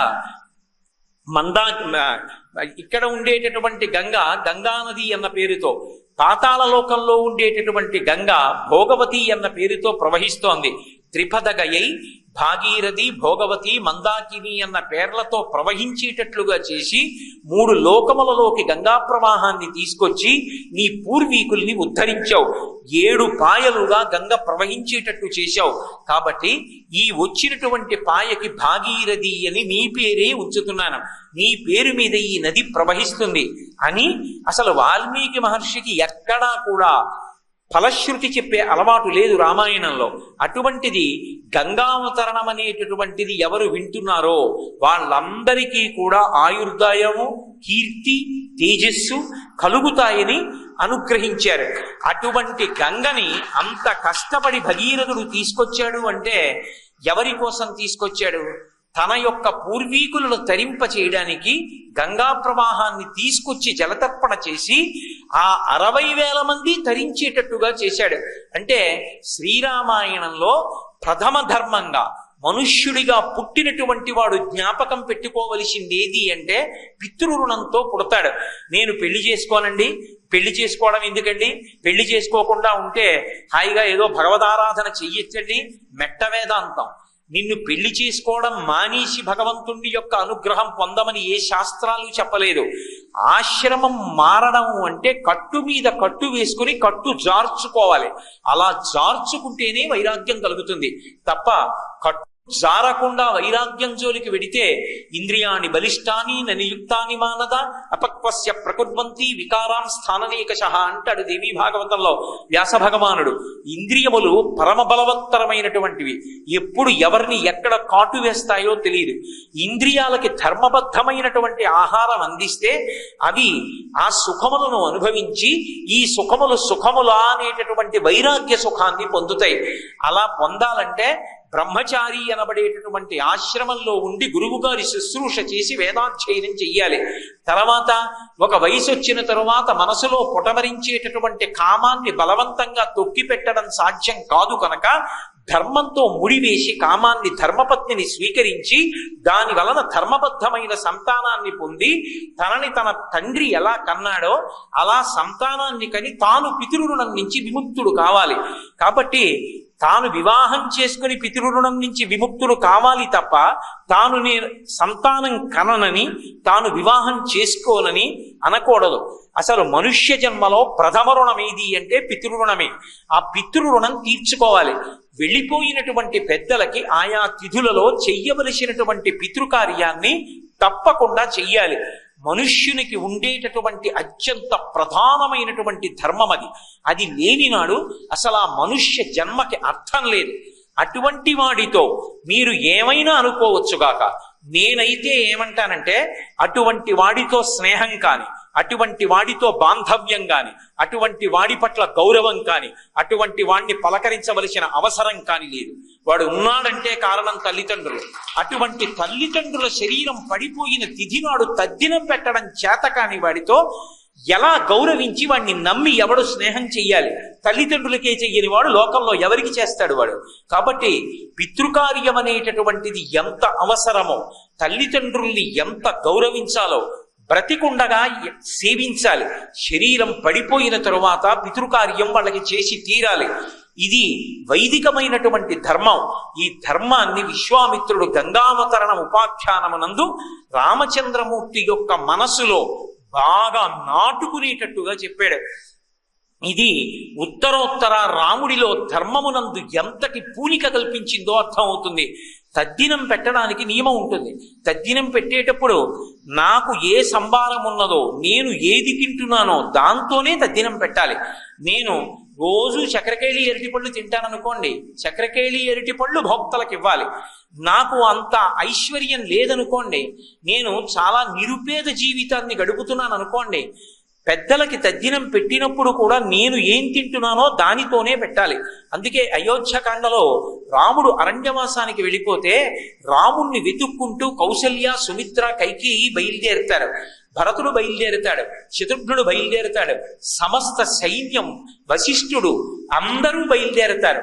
బయలుదేరి మొట్టమొదట భరతుడు పరుగు పరుగున వెళ్ళి రాముడితో చెప్తాడు, అన్నయ్య, నాన్నగారు దశరథ మహారాజు గారు శరీరం విడిచిపెట్టేశారన్నయ్య అంటాడు. తండ్రి మరణించాడన్న వార్త తెలియదాని ఎంతటి మహాజ్ఞాని కానివ్వండి, రాముడు ఏం సామాన్యమైన వ్యక్తి కాదు, గొప్ప జ్ఞాని. ఆయన వీరాసనం వేసుకుని జ్ఞానబోధ చేస్తూ ఉంటాడు. అందుకే ఇప్పటికీ మనం ఒక శ్లోకం చెప్తుంటాం, వైదేహీ సహితం సురద్రుమతలే హైమే మహామండపే మధ్యే పుష్పకమాసనే మణిమయే వీరాసనే సుస్థితం అగ్రేవాతయతి ప్రభంజన సుతే తత్వం మునిభ్య పరం వ్యాఖ్యాంతం భరతాదిభి పరివృతం రామం భజే శ్యామలం అని. రాముడు సభామంటపంలో పుష్పక విమానంలో ఆయన కూర్చునున్నప్పుడు వీరాసనం వేసుకుంటాడంటే ఒక కాలు మీద ఒక కాలు వేసుకుని కూర్చుని చిన్ముద్ర ఇలా పట్టి తత్వం గురించి మాట్లాడుతుంటాడు. అలా మాట్లాడుతున్నప్పుడు సభలో భరతుడు ఉంటాడు, యువరాజు, ఇతర సోదరులు ఉంటారు, ఇతరులు అయినటువంటి పెద్దలు ఉంటారు. వ్యాఖ్యాంతం భరతాదిభి పరివృతం రామం భజే శ్యామలం. భరతుడితో పాటుగా అనేక మంది మునులు కూడా ఉంటారు. ఆయన దగ్గర తత్వం వింటూ ఉంటారు. అసలు ఆనవాయితీ ప్రకారం అయితే రాజు ముందు ఎవరు కూర్చోవాలి? యువరాజు కూర్చోవాలి ముందు వరుసలో. ముందు వరుసలో యువరాజు కూర్చోడు. ఎవరు కూర్చుంటారంటే హనుమ కూర్చుంటారు. ఎందుకని అంటే జ్ఞాన సముపార్జన యందు అంతటి నిష్ఠాగరిష్ఠుడైన వాడు. జ్ఞానాన్ని పొందడంలో గురువుగారు చెప్తున్నప్పుడు చెవులు దొప్పలు చేసుకుని జుర్రగలిగినటువంటి వాడు. కదలిక లేకుండా గురువుగారు చెప్తున్న మాటల్ని అంత శ్రద్ధతో వినేటటువంటి వాడు స్వామి హనుమ కనుక ఆయనని ముందు కూర్చోబెట్టుకుంటారు. అందుకే అగ్రేవాచయతి ప్రభంజన సుతే తత్వం మునిభ్య పరం వ్యాఖ్యాంతం భరతాదిభి పరివృతం రామం భజే శ్యామలం. మహాజ్ఞాని, ఆయనకి తెలియని విషయమేం లేదు. సుందరకాండలో హనుమంటారు, యజుర్వేద వినీతశ్చ వేద విద్భి సుపూజిత ధనుర్వేదీ చ వేదీషు వేదాంగేషు నిష్ఠిత అంటారు రాముడి గురించి. అన్ని వేదములు చదువుకున్నటువంటి వాడు, అన్ని విషయములు కరతలామలకములు. అటువంటి రామచంద్రమూర్తి అంత జ్ఞానం ఉన్నటువంటి వాడు. తండ్రి అయినటువంటి దశరథ మహారాజు గారు మరణించారన్న మాట వినగానే ఎంత శోకానికి గురి అయ్యాడు. తండ్రి మరణించాడు అన్న మాట వింటే ఆయన వయసుతో సంబంధం లేదు. తండ్రి తండ్రే. తండ్రి లాంటి వ్యక్తి, తల్లి లాంటి వ్యక్తి ఇక లోకంలో ఉండడు. తండ్రి ఎంత వృద్ధుడైపోనివ్వండి, తన కడుపున పుట్టినటువంటి బిడ్డల యొక్క క్షేమం కోసం అహరహం ఆలోచిస్తూ ఉంటాడు. భగవంతుడిని ప్రార్థన చేస్తూ ఉంటాడు. సాక్షాత్ పరమేశ్వరుడు తండ్రి రూపంలో ఉంటాడు. అటువంటి తండ్రి వెళ్ళిపోయిన వాడు అంత గొప్పగా తన సుఖం గురించి ఆలోచించేవాడు, తన సుఖం గురించి కోరుకునేవాడు ఇక లేడు. అటువంటి తండ్రి వెళ్ళిపోయాడు. గుండెలు బాదుకుని రామచంద్రమూర్తి అంతటి వాడు కంటి వెంట బాష్పధారలు కారుతుండగా ఏడ్చాడు. తండ్రి శరీరం పడిపోతే, తండ్రి మరణిస్తే, పెద్దవారు అయిపోయారండి, నాన్నగారి గురించి ఏడుపు ఏమిటండి, ఈ మాట అనడానికి వీల్లేదు. ధర్మము ధర్మమే. తల్లిదండ్రుల పట్ల ఆ భక్తి ఉండవలసిందే. కౌసల్యామాత వెనక మెల్లమెల్లగా నడుస్తూ వచ్చింది. పాపం అప్పటికే కడుపున పుట్టిన కొడుకు అరణ్యవాసానికి వెళ్ళిపోయాడు. పెద్ద కోడలు అరణ్యవాసానికి వెళ్ళిపోయింది. అవతల చూస్తే భర్త గారు దశరథ మహారాజు గారు శరీరం విడిచిపెట్టేశాడు. ఆవిడ ఏడిచినట్టుగా ఉంది. అంత నీరసపడిపోయి ఉన్న కౌసల్య రామభద్రుడు పైనున్నాడని తెలిసి ఆయన కోసం మెల్లమెల్లగా ఆ బండలు తాకుతూ ఎక్కుతోంది. ఎక్కుతూ ఉంటే ఒక చోట తద్దినం పెట్టడం కోసమని చెప్పి పరిచినటువంటి దర్భల మీద గారపిండి ముద్దలు కనబడ్డాయి. ఆ గారపిండి ముద్దలు చూసి ఎంత ఏడ్చిందో కౌసల్య. ఈ దర్భలు తద్దినం కోసమే పితృదేవతలకి అందించడం కోసం పిడచలు పెట్టడం కోసం పరచబడ్డాయి. వీటి యొక్క కొసలు ఉన్న దిక్కు చూస్తే తెలుస్తోంది వీటి మీద గారపిండి ముద్ద ఉంది. అంటే తాను ఏది తింటున్నాడో దాంతోటే తద్దినం పెట్టాలి. ఇవాళ నా కొడుకు రాముడు గారపిండి ముద్ద పెట్టాడంటే తినడానికి కడుపు నిండా భోజనం కూడా లేదనమాట. ధర్మానికి కట్టుబడి గారపిండి పర్ణశాలలో ఉంచుకొని అందులో నీళ్లు కలుపుకొని గారపిండి ముద్ద తింటున్నాడు అనమాట. ఆ గారపిండి ముద్దతోటే తద్దినం పెట్టాడని ఆవిడ ఎంత ఏడుస్తుందో. తద్దినం పెట్టడం అంటే నా దగ్గర ఇది లేదు నా దగ్గర ఇది లేదు అన్న మాటతో సంబంధం లేదు. శ్రాద్ధము అంటేనే శ్రద్ధతో పెట్టవలసినది. అయ్యో నా తండ్రి నా తల్లి శరీరం విడిచిపెట్టేశారు, ఏడాదికొక్క తిథి వాళ్ళని స్మరించి వాళ్ళు నిన్ను ప్రేమతో పెంచినటువంటి విషయాన్ని జ్ఞాపకం తెచ్చుకుని నీకు ఏది ఉందో దానితో తద్దినం పెట్టాలి. ఈ పరమ ధర్మం రామచంద్రమూర్తి యొక్క మనసులో నాటుకునేటట్టుగా పితృకార్యం చెయ్యడం, ఆ వంశంలో ఉన్నటువంటి పెద్దల పట్ల గౌరవాన్ని ప్రకటించడం ఎంత అవసరమో మనకి రామాయణం సూచిస్తుంది. అందుకే అమావాస్య తిథి వచ్చింది అంటే అది పితృ సంబంధమైనటువంటి తిథి. ఆ అమావాస్య తిథి మధ్యాహ్న వేళ యందు పితృదేవతలందరూ కూడా కొడుకు ఇంటికి జలతర్పణ కోసం వస్తారు. కాసిని నీళ్లు విడిచిపెడతాడేమోనని కనీసం అమావాస్య మధ్యాహ్నం 12 గంటలకి జల తర్పణ చేయకపోతే పీడబోయేది. కనీసం 2 చేతులు ఖాళీ చేతులు 3 మార్లు ఇలా ఊపాలి ఇంట్లో నిలబడి. అంటే నాన్నగారు ఏమనుకోకండి, ఇవాళ నేను మీకేమీ ఇవ్వట్లేదు, కారణం ఏమంటే నేను చాలా హడావిడిగా ఉన్నాను అని 3 మాటలు రిక్తహస్తములను గాలిలో ఊపితే వాళ్ళు సంతోషంగా తిరిగి వెళ్ళిపోతారు. పితృదేవతల పట్ల అంత భక్తితో ప్రేమతో ఉండాలి అని మనకి శాస్త్రాలు చెప్తున్నాయి. శ్రీరామాయణం వేదోపబృంహణం. రామచంద్రమూర్తి కానీ ఇక్ష్వాకు వంశంలో జన్మించిన వాళ్ళు కానీ పితృకార్యం చేయడంలో ఎంత పూనికతో ప్రవర్తించారో, మనుష్యుడిగా పుట్టినవాడు పితృకార్యం చేయడంలో ఎంత పూనికతో చెయ్యాలో మనకి శ్రీరామాయణం నిరూపణం చేస్తుంది. అడుగడుగున ధర్మమే. రామచంద్రమూర్తిని రామో విగ్రహవాన్ ధర్మ, ధర్మమే ఒక చోట రాశీభూతమైతే రాముడు అని పేరు పెట్టుకుంది. అటువంటి రాశీభూతమైన ధర్మంగా మార్చినటువంటి ఘనత వశిష్ఠ విశ్వామిత్రులకే దక్కుతుంది తప్ప రాముడు జన్మతః ధర్మమూర్తి అని నేను అన్నాను అనుకోండి, అప్పుడు అది నరుడి కథగా ఇతర నరులకు ఏ విధంగా ఆదర్శప్రాయం, వాళ్ళు అందులోంచి సందేశాన్ని ఎలా స్వీకరించాలి అన్న విషయంలో తడబాటు ఏర్పడుతుంది. అందుకే రామచంద్రమూర్తిని తీసుకుని విశ్వామిత్రుడు మిథిలా నగరానికి వెడతాడు. అసలు బయలుదేరింది మిథిలా నగరంలో జనక మహర్షి యజ్ఞం చేస్తున్నాడు. ఆ యజ్ఞం చూడడానికి అని బయలుదేరారు. యజ్ఞం చూడడానికి విశ్వామిత్రుడు బయలుదేరుతున్నాడు. మరి రాముడు ఎందుకు విశ్వామిత్రుడు వెంట బయలుదేరాడు? విశ్వామిత్రుడితో ఉన్న మహర్షులు యజ్ఞం చూడడానికి జనకుడిని ఆశీర్వచనం చేయడానికి వెడుతున్నారంటే దానికి అందం ఉంది. ఎందుకంటే ఒక యజ్ఞం చేసేటప్పుడు మహర్షులందరికీ ఆహ్వానాలు అందుతాయి. అయ్యా మీరు ఒక్కసారి వచ్చి మీ పాదస్పర్శతో ఈ ప్రాంగణాన్ని పునీతం చెయ్యండి అని అడుగుతారు. శిష్య ప్రశిష్యులతో వెడతారు. రాముడు ఎందుకు బయలుదేరాడు? రాముడు బయలుదేరడం వెనక ఒక రహస్యం ఉంది. 1,00,000 గ్రంథములు చదివి నేర్చుకునే దానికన్నా గురువు గారి వెంట వెళ్ళి గురువుగారు చెప్పింది విని గురువుగారు ఎలా ప్రవర్తించారో అలా ప్రవర్తించడం నేర్చుకోవడం చాలా తేలిక. అందుకే ధర్మానుష్ఠానాన్ని గురువుగారి వెంట వెళ్ళి నేర్చుకోవచ్చు. గురువుగారు చెప్పిన మాటలు వినడం కన్నా కొత్తగా చదవడానికి నేర్చుకోవడానికి ఏమీ ఉండదు. అందుకే గురువు వెంట వెళ్ళిపోయాడంటే దదౌ కుశికపుత్రాయాస ప్రీతేనంతరాత్మన, దశరథుడు ఎలా ఇచ్చేశాడో అలా గురువుగారి వెంట వెళ్ళిపోయాడంతే. వెళ్ళిపోయి జనక మహారాజు గారి యొక్క యజ్ఞవాటాన్ని చేరుకున్నారు. విశ్వామిత్రుడికి తెలిసి ఎందుకు తీసుకొచ్చాడో రాముణ్ణి శ్రీరాముణ్ణి చెయ్యాలి, సీతా కళ్యాణం జరగాలి.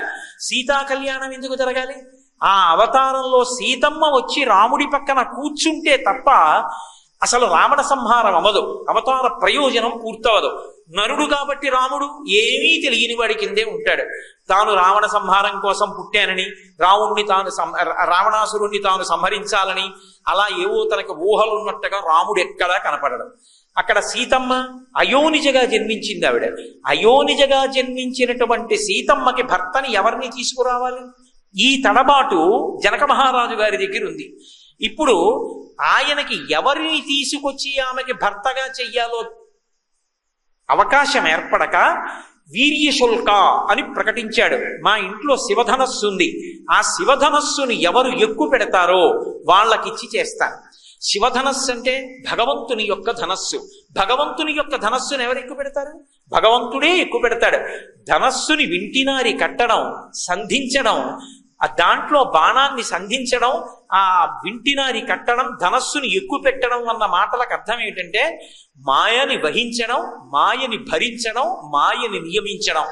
మాయాస్వరూపమే అమ్మవారు. అందుకే సౌందర్యలహరిలో శంకరాచార్యుల వారు ఓ మాట అంటారు, అమ్మవారి గురించి చెప్తూ అమ్మవారి యొక్క స్వరూపమేమి అంటే ఆమె మాయాస్వరూపంతో ఉంటుంది అని పరబ్రహ్మ మహిషి అంటారు. పరబ్రహ్మ మహిషిగా ఆమె మాయాస్వరూపంతో ఉంటుంది. మాయా అంటే ఏది ఆత్మ ఏది అనాత్మ అన్నది తెలియకుండా క్రీడింప చేస్తూ ఉంటుంది మూడు పురముల యందు.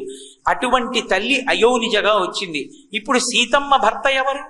ఎవ్వరికీ తెలియదు, ఒక్క విశ్వామిత్రుడికే తెలుసు. రాముడే సీతమ్మ భర్త, ఆయనే పరబ్రహ్మము, రామ పరబ్రహ్మం. కానీ నరుడిగా ప్రవర్తిస్తున్నాడు. ఇప్పుడు వాళ్ళిద్దరినీ కలపాలి. తాను పైకి ఆ మాట చెప్పచ్చా? చెప్పడు. ఎందుకు చెప్పడు? రాముడు నరుడిగా వచ్చాడు. నరుడిగా వచ్చిన రాముడికి పెళ్లి చేయడం ఎవరి కర్తవ్యం? దశరథ మహారాజు గారి కర్తవ్యం. తన కడుపున పుట్టినటువంటి కొడుక్కి పెళ్లి చేసి ఎవరు కోడలుగా రావాలి అన్నది నిర్ణయం చేయవలసిన వాడు తండ్రి తప్ప, తండ్రి చెయ్యవలసిన నిర్ణయాన్ని ఎవ్వరూ చెయ్యకూడదు. ఎవరైనా చెయ్యాలి అంటే ఆ విషయం తండ్రితో చెప్పాలి.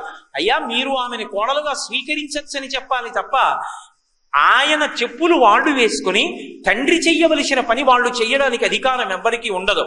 ఒక్క తండ్రికి మాత్రమే కోడల్ని కానీ అల్లుణ్ణి కానీ నిర్ణయించేటటువంటి అధికారం. అది లేని నాడు ఆ ఇంట ఆ తండ్రికి ఉన్నటువంటి గౌరవము భంగమైపోయినట్టే. అందుకే తాను నిర్ణయం చేసి ఎంత గురుస్థానంలో ఉన్నా రామా నీకు సీతమ్మనిచ్చి వివాహం చేస్తాను, అక్కడ శివధనస్సును నువ్వు ఎక్కువ పెడదువు కానివి, నేను ఆశీర్వచనం చేస్తాను, తప్పకుండా నువ్వు శివధనస్సు ఎక్కువ పెట్టగలవు అనడు. అలా అన్నాడు అనుకోండి, రాముడు ఒక్క మాట అంటాడు, ఆ పని మా నాన్నగారు చెయ్యాలేమో అంటాడు. అంటే ఇంత గురుస్థానంలో ఉన్నవాడు ఎంత ఇబ్బంది పడవలసి ఉంటుంది. మహితాత్ముడైనటువంటి విశ్వామిత్రుడు రాముడికి అంత ధర్మం నేర్పినవాడు, రాముడు ఎంత ధర్మాన్ని పాటిస్తాడో తెలిసున్నవాడు, తాను ధర్మం తప్పి ఎవరు రాముడి పక్కకే ఇల్లాలుగా రావాలో ఎందుకు నిర్ణయం చేస్తాడు? చెయ్యడు. అందుకే గొప్ప చమత్కారం చేశాడు. జనక మహారాజు గారి దగ్గరికి తీసుకెళ్ళాడు రామలక్ష్మణుల్ని. తీసుకెళ్ళి వీళ్ళు క్షత్రియులు, దశరథ మహారాజు గారి పిల్లలు, లేక లేక పుట్టారు, పేరు రామలక్ష్మణులు. నీ దగ్గర ధనస్సు ఉంది కదూ, శివధనస్సు, వీళ్ళు క్షత్రియులు కదూ, ధనస్సులు అటువంటివి చూడటం అంటే వీళ్ళకి మురిపంగా ఉంటుంది. ఏతద్దర్శయ భద్రంతే కృతకామౌ నృపాత్మజౌ. ఆ శివధనస్సుని తీసుకొచ్చి అక్కడ పెడితే వీళ్ళిద్దరూ చూస్తారు. చూసి యథేష్టం ప్రతియాస్యత, మళ్ళీ తిరిగి వెళ్ళిపోతారు. ఏది ఒక్కసారి ఆ ధనస్సు తెప్పించు చూస్తాడు అన్నారు తప్ప శివధనస్సుని ఎక్కువ పెడతాడని కానీ, ఆయన ఎక్కువ పెట్టగలడని కానీ, ఆయనే సీతమ్మకి భర్త అని కానీ విశ్వామిత్రుడు ఎక్కడా చెప్పడు. అది విశ్వామిత్రుడి ధర్మం. ధర్మాన్ని నిలబెట్టడం అంటే అంత గౌరవం ఉంటుంది, అంత జాగ్రత్తగానూ ప్రవర్తించాలి.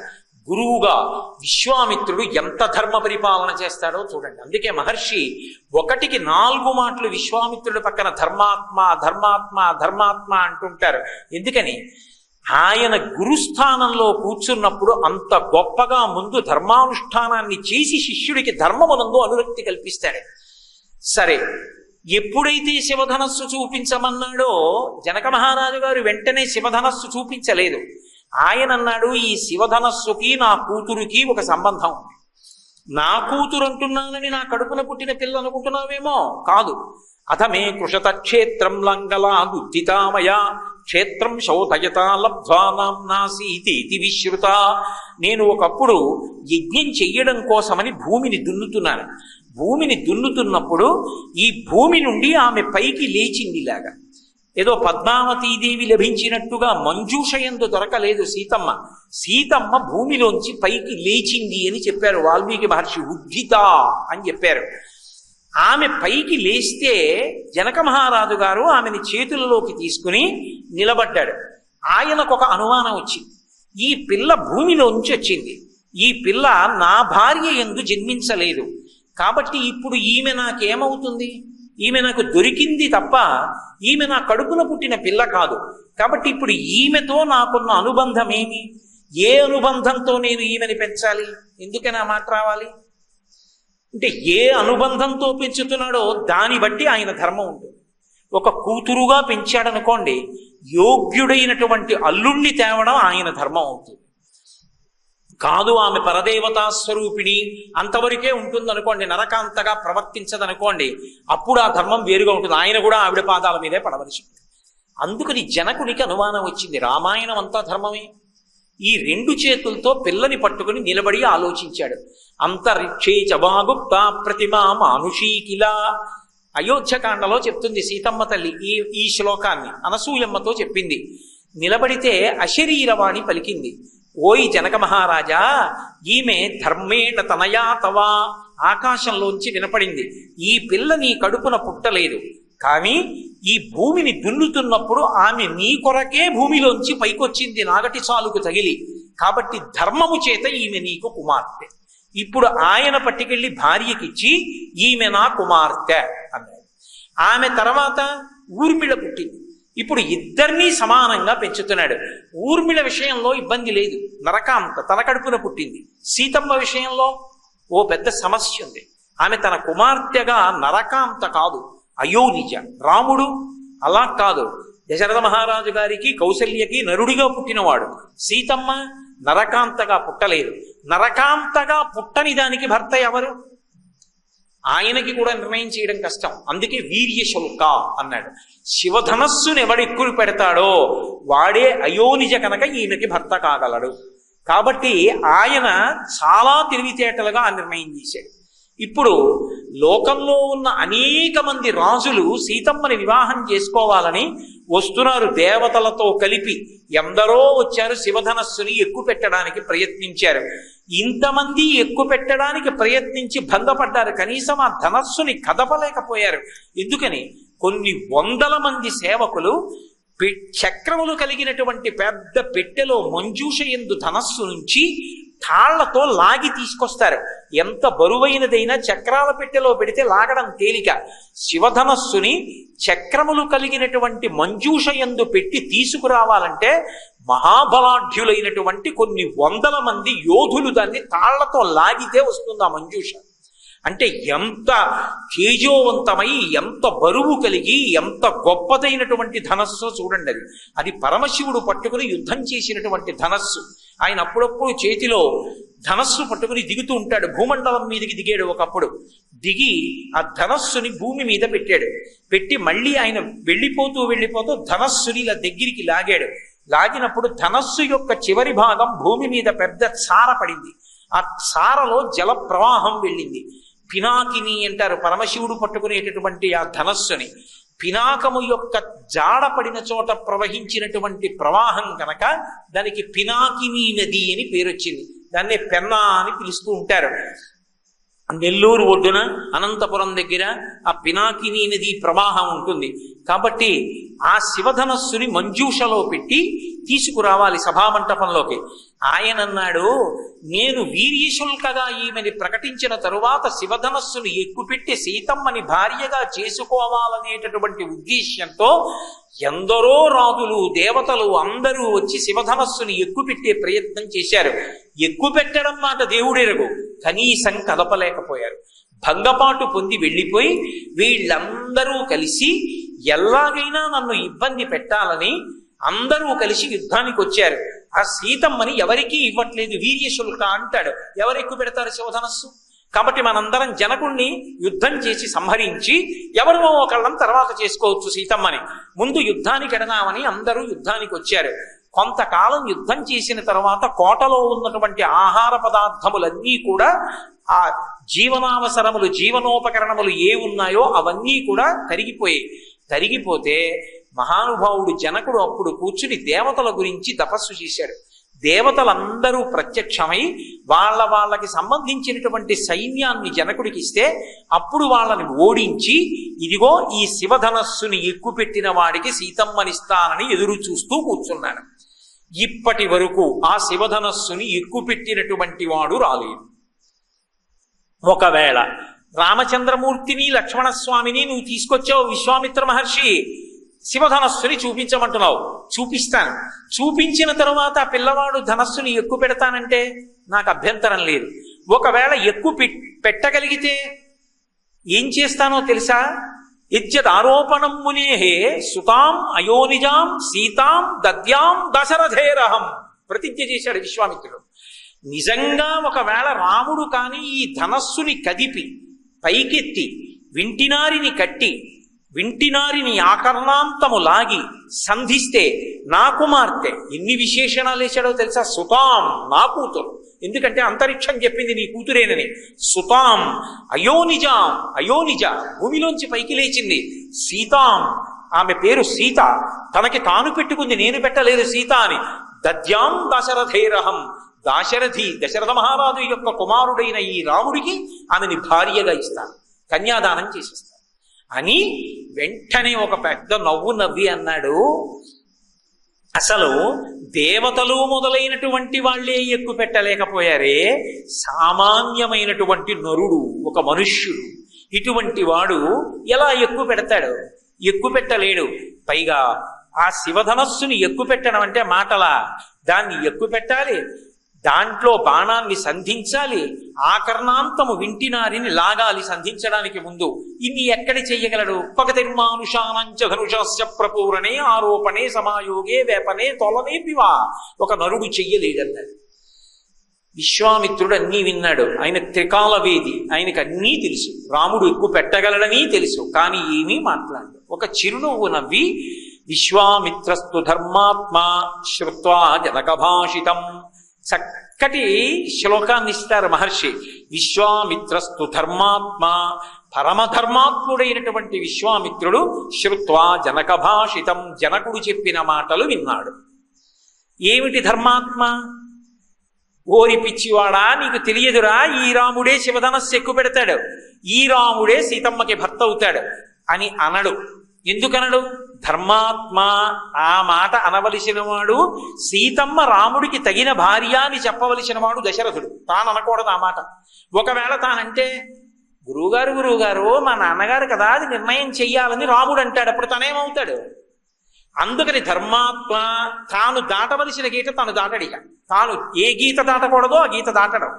అందుకని విశ్వామిత్రస్తు ధర్మాత్మ శ్రుత్వా జనకభాషితం వత్స రామధనుపస్య ఇది రాఘవమబ్రవీత్. రామ ఎక్కువ పెట్టు అన్నాడు అనుకోండి, గురువుగారు తీరా ఎక్కువ పెట్టిన తర్వాత పిల్లనిస్తానంటారేమో అంటాడు కదా రాముడు. మా నాన్నగారు ఉండాలి కదా దానికి అంటాడేమో. ఎంత తెలివితేటలుగా మాట్లాడతాడండి విశ్వామిత్రుడు. వత్స రామ, ఎంత ప్రేమో తనకి తెలుసు. కళ్యాణం అవ్వబోతోంది, తన శిష్యుడు గృహస్థాశ్రమంలోకి వెడుతున్నాడు, సీతారాముడు అవుతాడు. అందుకని వత్స రామ ధనుపస్య, ఈ ధనస్సు చూడు, ఇది రాఘవమబ్రవీత్, రాఘవుణ్ణి పిలిచి ఒక్క మాటే అన్నాడు, ఆ ధనస్సు చూడబోయ్ అన్నాడు. అనగానే ఆ ధనస్సు చూడడానికి మంజూష దగ్గరికి వెళ్ళాడు రామచంద్రమూర్తి. వెళ్ళి గురువుగారి ఆశీర్వచనం లేకుండా, గురువుగారి అనుజ్ఞ లేకుండా ఆ ధనస్సు ఎలా ఎక్కువ పెడతాడు? ఒక క్షత్రియుడైనటువంటి వాడు, అంతటి గొప్ప పరాక్రమోపేతుడు తీరా వెళ్ళి ఓసారి మంజూషలోకి ఇలా చూసి, గురువుగారు చూశానండి అన్నాడు అనుకోండి, అంతకన్నా అర్ధరహితమైన విషయం ఉంటుందా? క్షత్రియుడు అన్నవాడు ప్రయత్నం చెయ్యాలి, ధనస్సుని ఎక్కువ పెట్టాలి. ధనస్సుని ఎక్కువ పెట్టాలంటే తన ప్రయత్నం వల్ల అవదది శివధనస్సు. ఎవరూ ఎక్కువ పెట్టలేకపోయారు. ఎవరి ఆశీర్వచనానికి అయిపోతుంది? గురువుగారి ఆశీర్వచనానికి అయిపోతుంది. గురువుగారి ఆశీర్వచనం కావాలి. గురువుగారు ధనస్సు ఎక్కువ పెడతానండి అన్నాడు అనుకోండి, ఏమిరా పిల్ల కావాలనుకుంటున్నావా అని విశ్వామిత్రుడు అనొచ్చు. అందుకని రాముడు ఎంత జాగ్రత్తగా మాట్లాడాలి. అందుకని ఆయన అన్నాడు, ఇదం ధనుర్వరం బ్రహ్మన్ సంస్పృశామి హపాణిన యత్నమాంశ్చ భవిష్యామి వేపనే తోలనే పివా అన్నాడు. బ్రహ్మన్ అంటాడు, ఎంత గొప్పగా పిలుస్తాడో. అసలు గురువుని పిలవడంలో ఉందా అందం. హే బ్రహ్మన్ అంటాడు. బ్రహ్మమును తెలిసిన్నవాడా, బ్రహ్మవిద్ బ్రహ్మైవ భవతి, సాక్షాత్ పరబ్రహ్మస్వరూపుడా. ఓ గురువు, మీరు నన్ను అనుమతిస్తే ఇదం ధనుర్వరం బ్రహ్మన్ సంస్పృశామి హపాణిన, ఒకసారి ముట్టుకుందాం అనుకుంటున్నాను గురువు గారు. యత్నవాంశ్చ భవిష్యామి తోలనే పూరణే పివా. ఆ తర్వాత ప్రయత్నం చేస్తాను గురువుగారు దీన్ని కలపడానికి ఎక్కువ పెట్టడానికి అని చూశాడంతే విశ్వామిత్రుడి వంక. జనక మహారాజు గారు చూశారు. ఇద్దరి నోటి వెంట ఏకకాలంలో ఒక మాట వచ్చింది. బాఢమిచ్చేవతం రాజా మునిశ్చ సమభాషతః. విశ్వామిత్రుడు జనకుడు ఇద్దరు బాఢం అన్నారు, అనుమతించితిమి అన్నారు. అంతే, గురువుగారు శుభం భూయాత్ చెయ్యి అన్నారంటే అయిపోయిందంతే ఆ కార్యం. ఇంకా గురువు గారి నోటి వెంట అనుమతి వచ్చింది అంటే అయిపోయింది. గురువు గారి నోటి వెంట అనుమతి లేని కార్యక్రమానికి వెళ్ళావు ఇబ్బందులు పడిపోతావు. శంకరాచార్యుల వారు వద్దని చెప్పారు పద్మపాదాచార్యుల వారిని, యాత్రకి వెళ్ళవద్దు, నా వెంట ఉండు, అంతకన్నా తీర్థయాత్ర లేదు నీకన్నారు. అనవసరంగా యాత్రకి వెళ్ళారు. యాత్రకెడితే బుద్ధిమాంద్యం వచ్చేటటువంటి పదార్థాన్ని తినిపించేశాడు మేనమామ. అన్నీ మర్చిపోయారు. ఆఖరికి తను రాసిన పుస్తకాలు కూడా తను మర్చిపోయారు. మళ్ళీ శంకరాచార్యుల వారి దగ్గరికి వస్తే ఎప్పుడో ఒక్కసారి ఇలా చూసింది మళ్ళీ యథాతథంగా చెప్పేశారు శంకరుడు. శంకరుడు అనుగ్రహంతో మళ్ళీ వచ్చింది శక్తి. కాబట్టి బాఢం అనుమతించాను, ఎత్తు ముట్టుకో, దాన్ని ఎక్కువ పెట్టి అన్నాడు. విశ్వామిత్రుడు జనక మహారాజు గారు ఎప్పుడైతే ఇలా అన్నారో, జనక మహారాజు గారి ఉద్దేశం ఏమిటంటే అందరిలాగే ఏదో పాపం కదుపుదాం అనుకుంటాడు, 2 చేతులు పెడతాడు, కదుపుదాం అనుకుని ఏమనుకోకండి అని చెప్పి నమస్కారం పెట్టి వెళ్ళిపోతాడు అని చూస్తున్నాడు. ఎంతమంది వచ్చారు ఇప్పటికీ? వచ్చిన వాళ్ళందరూ అదేగా చేసింది. పైగా తక్కువ చూపి ఏమిటి? కొగతిర్మానుషానంచ ధనుషస్య ప్రపూరణే. నరుడు పిల్లవాడు మనుష్యుడు ఏమి ఎక్కువ పెడతాడు, ఎక్కువ పెట్టలేడు అని అనుకున్నారు. అనుకుంటే ఆయన ఏం చేశాడు? అకస్మాత్తుగా ఆరోపయిత్వా ధర్మాత్మా పూరయామాస తద్ధను తద్భంజ ధనుర్మజ్జేనర శ్రేష్ఠో మహాయశాః. ఒక్కసారి ఆ ధనస్సు అందరూ చూస్తుండగా పైకెత్తడం, ఆ వింటి నారిని కట్టడం, వంగి దాన్ని ఆ పట్టుకోవడం, ఆ వింటి నారిని ఆకర్ణాంతం లాగడం, పెళపెళ ధ్వనులతో శివధనస్సు భంగమైపోయి పడిపోవడం ఒక్క క్షణంలో జరిగిపోయాయి. జరిగిపోవడం ఏమిటి? సభలో ఉన్న ఇంతమంది మూర్ఛపడిపోయారు. మూర్ఛ పడిపోకుండా మిగిలిన వాళ్ళు 4 రామలక్ష్మణులు, విశ్వామిత్రుడు, జనక మహారాజు గారు. అంతే, ఒక్కసారి కూర్చున్న ఆసనంలోంచి పైకి లేచాడు ఆ జనక మహారాజు గారు. అత్యద్భుతమచించంచ అతర్కితమిదం యా అన్నాడు. భగవందృష్ట వీర్యో మే రామో దశరథాత్మజః. రాముడు దశరథాత్మజుడు. అత్యద్భుతమచించంచ అతర్కితమిదం యా. ఇది పరమాద్భుతం. నాకు అర్థమైపోయింది. శివధనస్సుని ఎక్కుపెట్టాడంటే ఈ భూమి మీద నరుడిగా నడయాడుతున్న పరబ్రహ్మం ఎవరో నాకు అర్థమైంది. ఇది జనక మహారాజు గారి యొక్క సంతోషం. కానీ అలా అంటే ఒప్పుకుంటాడా? నేను నరుడు అంటాడు రాముడు తప్ప నేను పరబ్రహ్మాన్ని అండం. కాబట్టి అదిగో నాకు నా అల్లుడు వచ్చేశాడు. జనకానాం కులే కీర్తిమాహరిష్యతి మే సుత సీతా భర్త రమాసాధ్య రామం దశరథాత్మజం. దశరథాత్మజుడైనటువంటి రాముడు అదిగో నా అల్లుడిగా దొరికాడు. అబ్బా, మా జనక వంశమంతా తరించిపోయింది. నా తల్లి సీతమ్మకి తగిన భర్త లభించాడు. విశ్వామిత్ర మహర్షి, నీకు నమోవాక్కములు, నా అల్లుడిని తీసుకొచ్చావు. పరమ సంతోషంతో బంగారు పాత్రలో నీళ్లు పట్టుకుని నీకు కన్యాదానం చేస్తానయా, సీతమ్మనిస్తానని వెళ్ళాడు. కానీ ఆ తర్వాత విశ్వామిత్రుడి యొక్క ఆజ్ఞ మేరకే దశరథ మహారాజు గారికి కబురు చేశారు అని మాత్రమే బాలకాండలో రాశారు. కానీ అసలు సీతా కళ్యాణ రహస్యాన్ని సీతమ్మ అయోధ్యకాండ చిట్ట చివర అత్రి మహర్షి భార్య అయిన అనసూయమ్మతో చెప్పింది. అనసూయమ్మ అడిగింది, ఏమమ్మా సీతారామ కళ్యాణం గురించి అంతగా చెప్తూ ఉంటారు కదా, ఒక్కసారి వినాలనుంది. ఏది మీ కళ్యాణం ఎలా జరిగిందో ఒక్కసారి నాకు చెప్దు అంది. ఎవరికి చెప్పాలో భర్త గొప్ప వాళ్ళకి చెప్పాలి, అర్థం చేసుకోగలిగిన వాళ్ళకి చెప్పాలి తప్ప అర్థం చేసుకోలేని చేతకాని వాళ్ళకి చెప్పింది అనుకోండి, ఆయనేమో వాళ్ళ నాన్నగారు రాజ్యమేమో ఏదో అతనికి ఇష్టమైనటువంటి ఇల్లాలి కొడుకు ఇచ్చేస్తానన్నట్ట, వాళ్ళ నాన్నగారిని సత్యంలో నిలబెట్టడానికి ఈయన తగుదనమ్మా అని రాజ్యం వదిలేసి జటామల్కాలు కట్టుకుని ఈయనేమో అరణ్యానికి వచ్చాట. మహాపతివ్రతట, ఈవిడేమో అదేమిటండి ఇదేం పనండి రాజ్యం వదిలేయడం ఏమిటి అనకుండా ఈవిడ కూడా బయలుదేరిందిట అని దెప్పి పొడిచే వాళ్ళు ఉంటారేమో. కానీ ఆవిడ పాతివ్రత్యాన్ని, రాముడి శీలాన్ని చెప్తే అర్థం చేసుకునే వాళ్ళకి చెప్పాలి. అప్పటి వరకు సీతమ్మ చెప్పాలా ఎవరితో? ఒక్క అనసూయమ్మకే చెప్పింది. అనసూయమ్మకి చెప్పింది అంటే ఆ తల్లి అంతటి మహాపతివ్రత. సూర్యుని యొక్క గమనాన్ని ఆపేసింది ఆవిడ. ఒకప్పుడు ఇంకొక పతివ్రత యొక్క మంగళసూత్రం కోసం క్షామం వస్తే ఆమె తన పాతివ్రత్యంతో కొన్ని వేల మందికి అన్నం పెట్టింది. అత్రి మహర్షి అయోధ్యకాండలో రామచంద్రమూర్తి వంక చూసి చిరునవ్వు నవ్వి అంటాడు, రామా, ఈ అరణ్యంలో అత్రి మహర్షి ఆశ్రమం అంటే ఎవరికీ తెలియదు, అనసూయమ్మ ఆశ్రమం అంటే మాత్రం అందరికీ తెలుసు అంటాడు. అంటే ఆ తల్లి త్రిమూర్తులకు కన్న తల్లి, అంతటి మహా గొప్పది. అత్రి అత్రే, అనసూయమ్మ అనసూయమ్మే. ఆ అత్రి అనసూయ ఆ గోత్రానికి అంతటికీ కూడా మొదటి స్థానంలో ఉన్నటువంటి ఆత్రీస గోత్రంలో పుట్టినటువంటి వాళ్ళు ధన్యులు. కాబట్టి ఆ అనసూయమ్మ ఉన్నదే తల్లి. ఆ తల్లి అడుగుతుంది, ఏది సీత, మీ కళ్యాణం గురించి చెప్పు, ఒక్కసారి వినాలనుంది అని. అప్పుడు చెప్పింది సీతమ్మ, అమ్మా, రాముడు శివధనుర్భంగం చేశాడు, మా నాన్నగారు పరుగు పరుగున వెళ్ళారు, వెళ్ళి కన్యాదానం చేస్తాను రామా అన్నారు. అంటే రాముడు కన్యాదానం పట్టుకోలేదు, పుచ్చుకోలా. అది విశ్వామిత్రస్తు ధర్మాత్మ, అది విశ్వామిత్రుడి గొప్పతనం. ఆయన అన్నాడు, ఇవ్వడానికి మీరెవరు, పుచ్చుకోవడానికి నేనెవరు? నా పక్కన భార్యాస్థానంలో ఆ పిల్ల కూర్చోవచ్చా కూర్చోకూడదా నిర్ణయం చెయ్యవలసిన వాడు మా తండ్రి ఒక్కడే. మా తండ్రి దశరథ మహారాజు గారు కౌసల్యానగరాన్ని, కోసల రాజ్యాన్ని పరిపాలిస్తూ అయోధ్యానగరంలో ఉన్నారు. వారికి కబురు చెయ్యండి, మా నాన్నగారు వచ్చి పూర్వాపర విచారణ చేసి, రామా, ఈ పిల్లని నువ్వు స్వీకరించవచ్చు అంటే ఆమెని నేను భార్యాస్థానంలో కూర్చోపెట్టుకోవడానికి పాణిగ్రహణం చేస్తాను తప్ప స్వతంత్రించి ఎవ్వరూ కూడా భార్యని స్వీకరించరాదు. ఆమె కోడలుగా ఉండడానికి యోగ్యురాలా కాదా నిర్ణయించవలసిన వాడు తండ్రి ఒక్కడే. కాబట్టి నా తండ్రి దశరథ మహారాజు గారికి కబురు చేయమన్నాడు.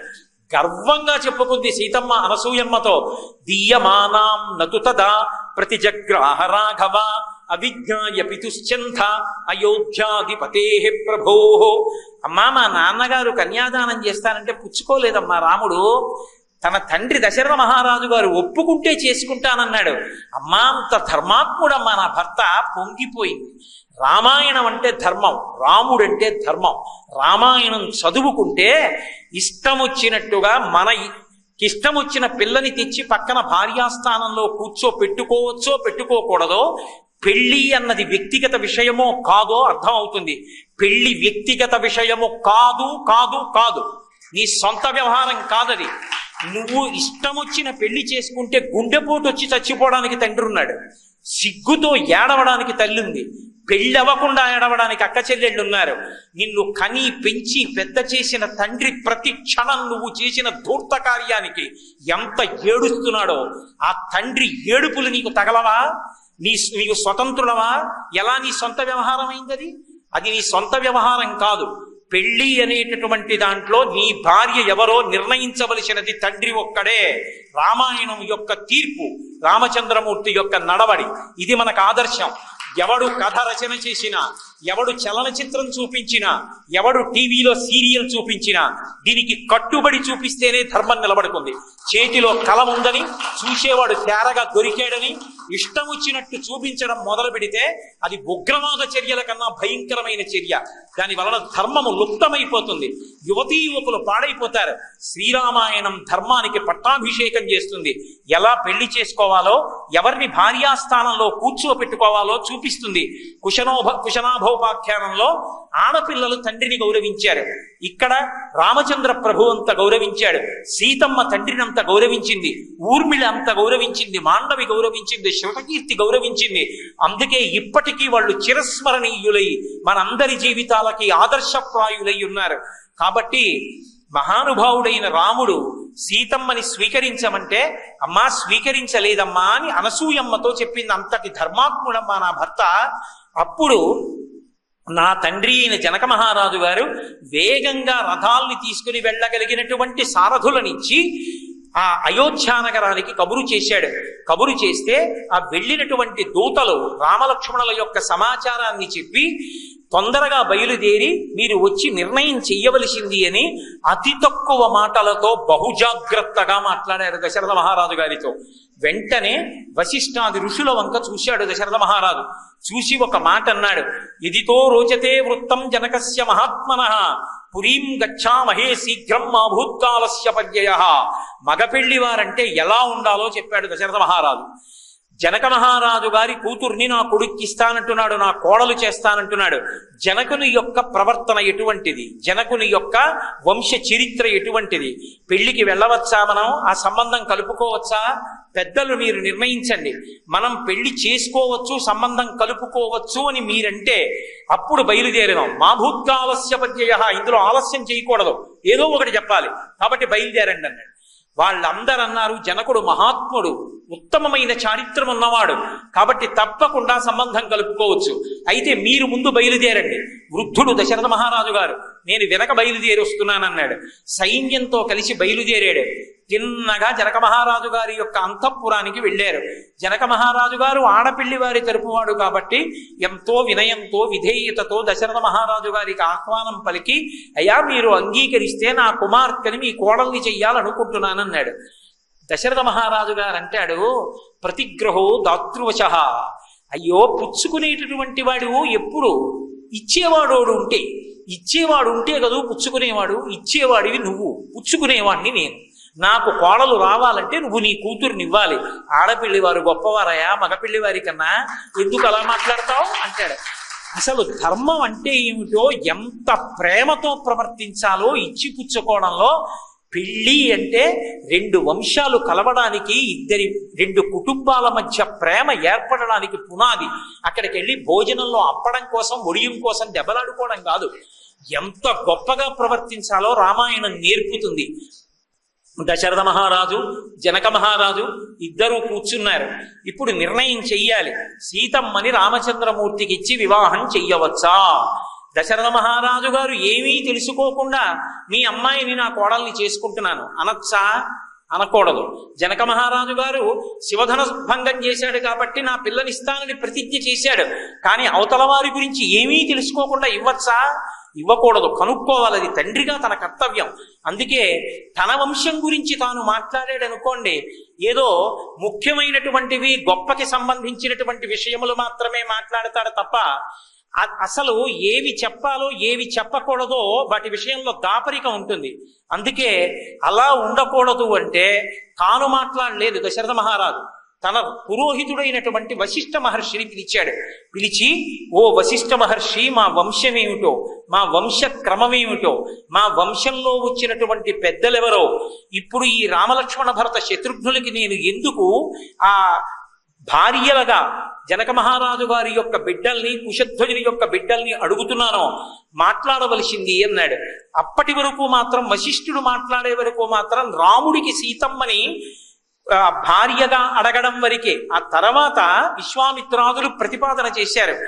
లక్ష్మణ భరత శత్రుఘ్నులకు కూడా జనక మహారాజు గారి యొక్క 2వ కుమార్తెను, కుశధ్వజుని యొక్క 2 కుమార్తెల్ని కూడా ఆ దశరథ మహారాజు గారి కోడళ్లు చెయ్యాలి అనేటటువంటి ప్రయత్నంలో అప్పుడు వశిష్ఠ మహర్షి రామచంద్రమూర్తి యొక్క వంశ క్రమాన్ని, ఆ వంశంలో పుట్టినటువంటి మహాపురుషుల్ని, ఆ చక్రవర్తుల యొక్క పరంపరని చెప్పడం ప్రారంభం చేశాడు. ఈ సృష్టి అంతా కూడా ఒకప్పుడు అవ్యక్తమై ఉన్నది. అవ్యక్తము అంటే పైకి రాలేదు, పైకి రాకుండా నీటి యందు మాత్రమే ఉన్నది. అటువంటి అవ్యక్తమై ఉన్న తర్వాత అవ్యక్తము నుండి వచ్చినటువంటి వాడు బ్రహ్మ. చతుర్ముఖ బ్రహ్మ నుండి వచ్చినటువంటి వాడు మరీచి.